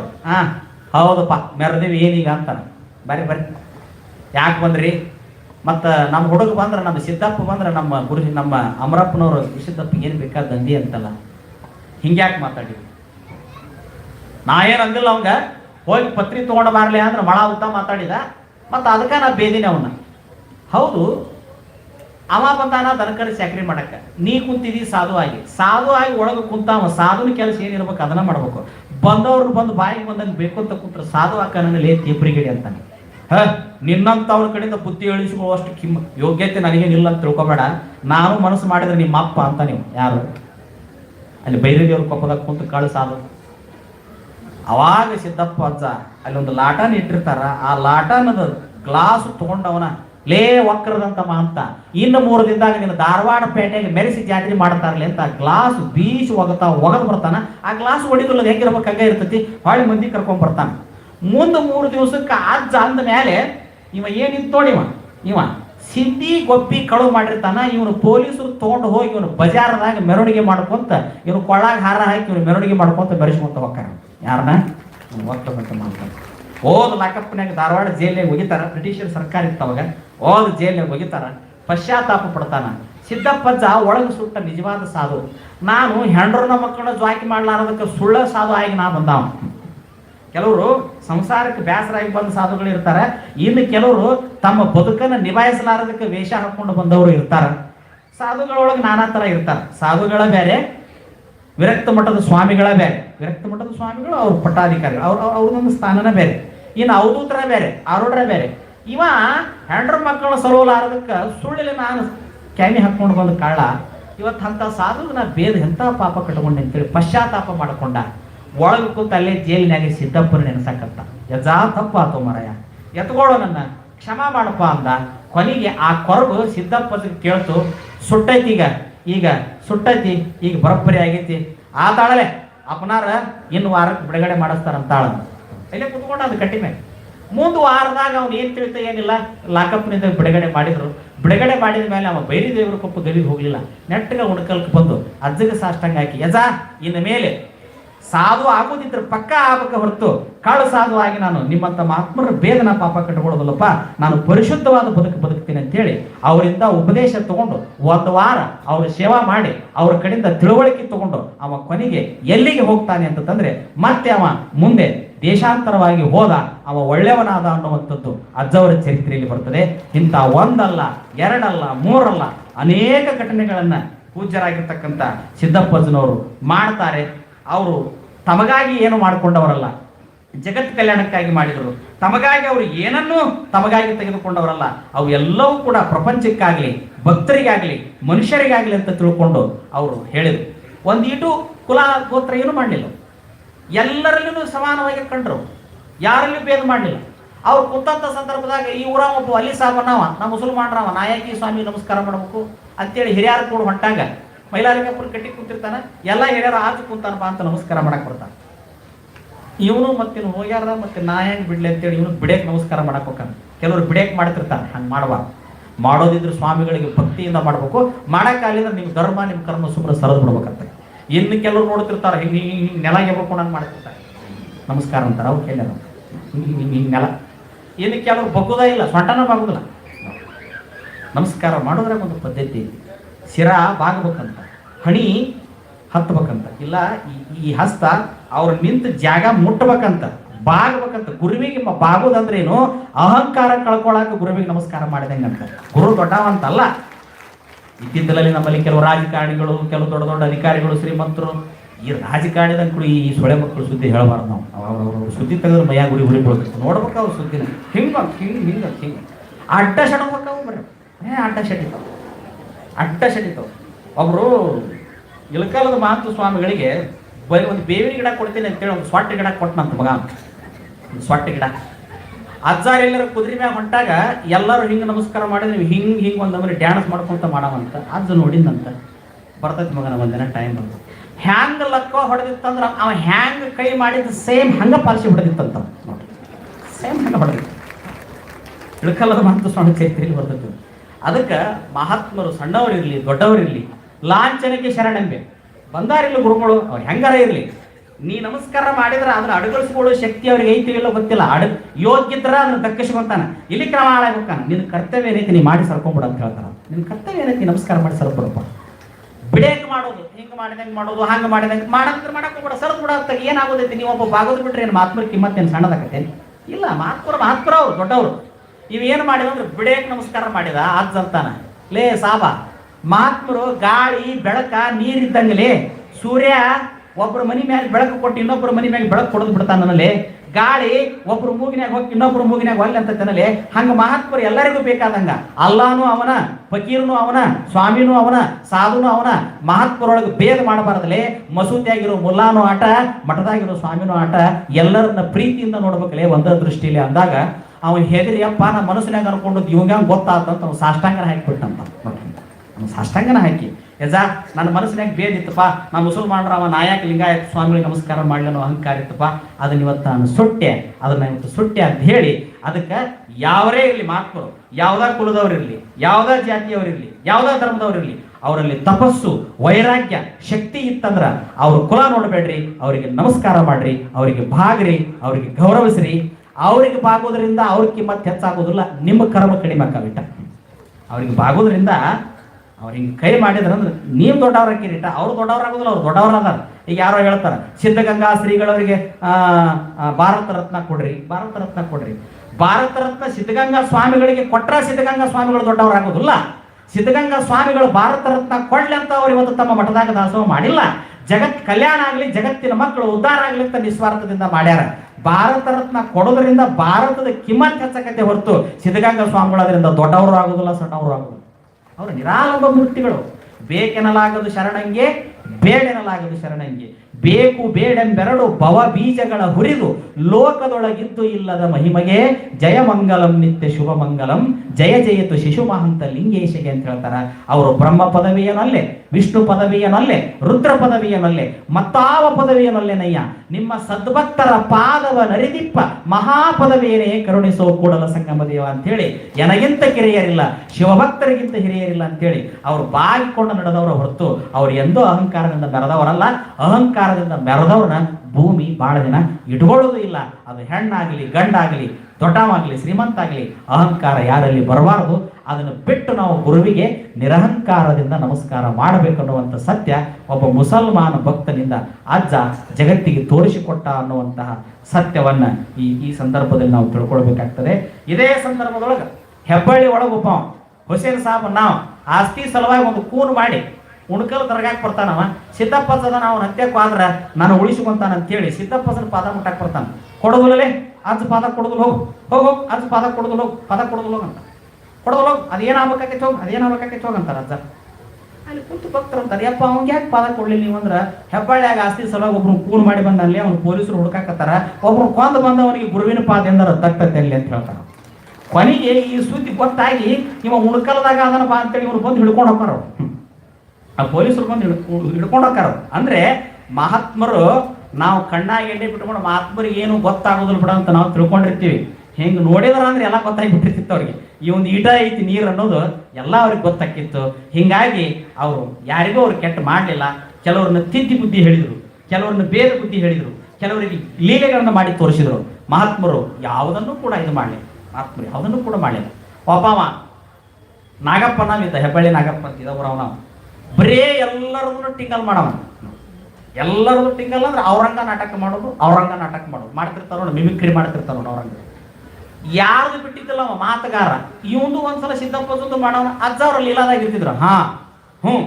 ಅಪ್ಪನಾರ್ ಹೊಂಟಾರ್ಲೆ, ಅಪ್ಪನಾರ್ ತುತ್ತು ಕುಳಿಗೆ ಬಂದಿಲ್ಲಲೇ, ಮೈ ಬಟ್ಟಿಗೆ ಬಂದಿಲ್ಲಲೇ, ಅಪ್ಪನಾರ್ ಊರು ಉದ್ಧಾರ ಮಾಡಕ್ ಬಂದ. ಇವ್ರಂಗನ ಮಾಡಕತ್ತ ಅವನು ಮಗ ನೋಡಿ, ಇವ್ರಿಗೆ ಅಸಹ್ಯ ಮಾಡಕತ್ತ.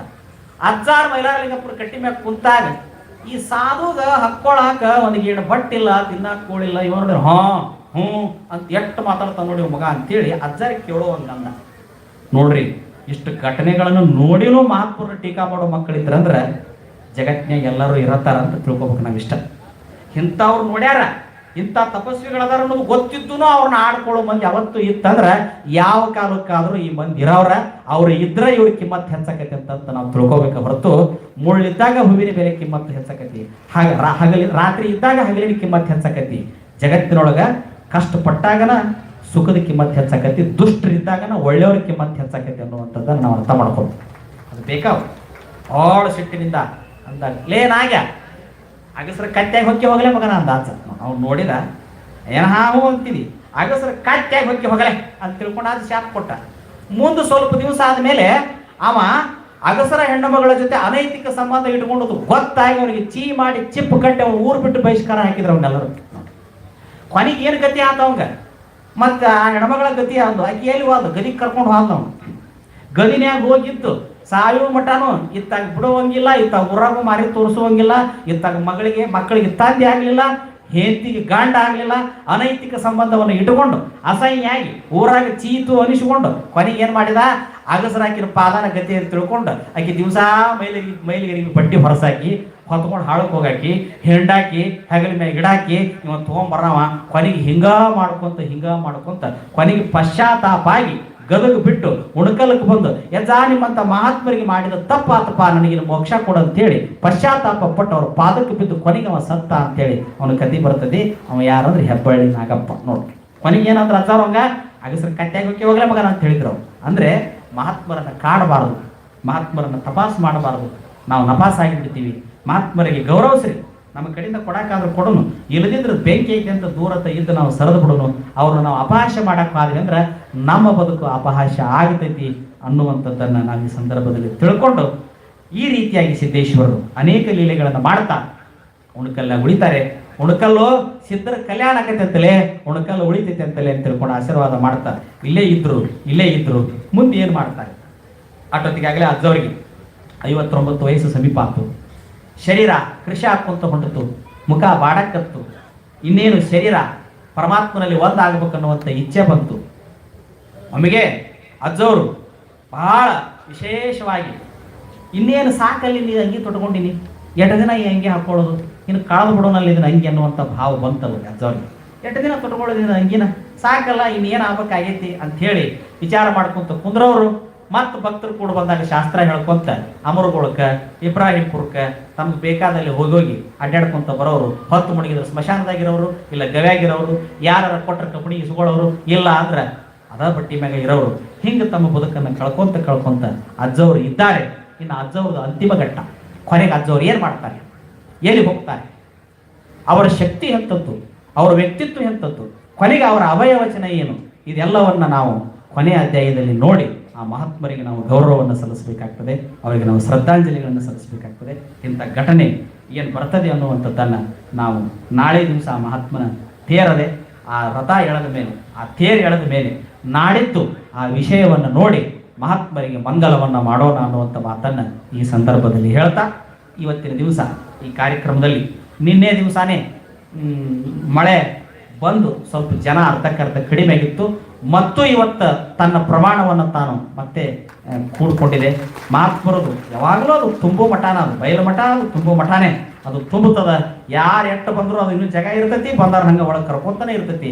ಅಂತ ಅದ್ಭುತ ಶಕ್ತಿ ಅದು ಯಾರ್ದು ಅಂದ್ರೆ ಪೂಜ್ಯರಾದ ಸಿದ್ದಪ್ಪಜ್ಜನವರ ಘನತೆ, ಗೌರವ ಅನ್ನುವಂಥ ಮಾತನ್ನು ಈ ಸಂದರ್ಭದಲ್ಲಿ ಹೇಳ್ತಾ, ಇವತ್ತು ಬೆಳಗಿನ ಜಾವ ಇಷ್ಟಲಿಂಗ ದೀಕ್ಷಾ ಕಾರ್ಯಕ್ರಮ ಮಾಡಿದ್ವಿ. ಎಷ್ಟು ಚೆನ್ನಾಗಿ ಆಯಿತು ಆ ಕಾರ್ಯಕ್ರಮ ಅಂದರೆ ನೋಡಿದ ಕಣ್ಣುಗಳು ಪುಣ್ಯ ಮಾಡಿ ಹೋದವು ಅನ್ನುವಂಥ ಮಾತನ್ನು ಈ ಸಂದರ್ಭದಲ್ಲಿ ಹೇಳಕ್ಕೆ ಇಚ್ಛಪಡ್ತೇನೆ.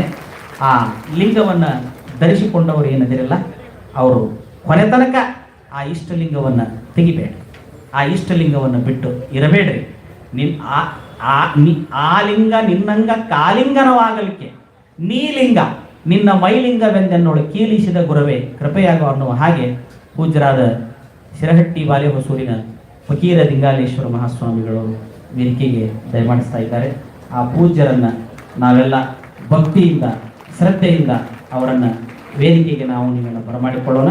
ಇನ್ನು ನಮ್ಮದು 9:30 ಟೈಮ್, ಕರೆಕ್ಟ್ ಟೈಮ್ ಬಂದ್ರದ್ದು ಇನ್ನು ಅವರ ಆಶೀರ್ವಚನವನ್ನು ನಾವು ಕೇಳಬೇಕಾಗ್ತದೆ. ಪೂಜ್ಯ ಮಹಾಸ್ವಾಮಿಗಳಿಗೆ ನಾವು ಗೌರವಿಸೋಣ.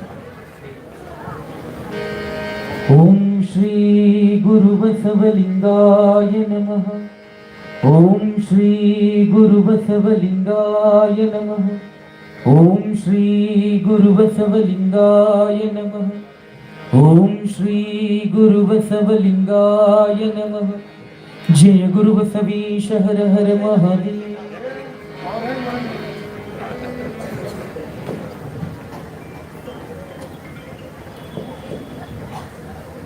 ಈಗ ಈ ವೇದಿಕೆಗೆ ಬಂಗಾರದ ಕಳಸ ಇಟ್ಟಂಗ, ಯಾಕಂದ್ರೆ ಪೂಜ್ಯ ಬಾಲೆಹೊಸೂರು ಮತ್ತು ಶಿರಹಟ್ಟಿಯ ಪರಮ ಪೂಜ್ಯ ಅಪ್ಪಗಳವರು ವೇದಿಕೆಗೆ ದಯಮಾಡಿಸಿದ್ದಾರೆ. ಅವರ ಮಾತುಗಳು, ಅವರ ಪ್ರವಚನಗಳು ಅಂದರೆ ಹುಬ್ಬಳ್ಳಿ ಒಳಗೆ 15-20 ವರ್ಷಗಳಿಂದ ನಾವೆಲ್ಲ ನೆಹರು ಮೈದಾನದೊಳಗೆ ಕೇಳಿದಂಥ ಪ್ರವಚನಗಳು. ಎಂಥ ಒಂದು ಬದಲಾವಣೆ ಬಂದಿತ್ತು ಅಂದರೆ ಬಹುಶಃ ಹುಬ್ಬಳ್ಳಿ ಅನ್ನೋದೇ ಅವತ್ತು ಕಲ್ಯಾಣ ಆಗಿ ಹೋಗಿಬಿಟ್ಟಿತ್ತು. ಅಷ್ಟು ಎಲ್ಲ ಕಡೆಯಿಂದ ಜನಗಳು ಕಿಕ್ಕಿರಿದು ಆ ನೆಹರು ಗ್ರೌಂಡಿಗೆ ಬರ್ತಿದ್ರು.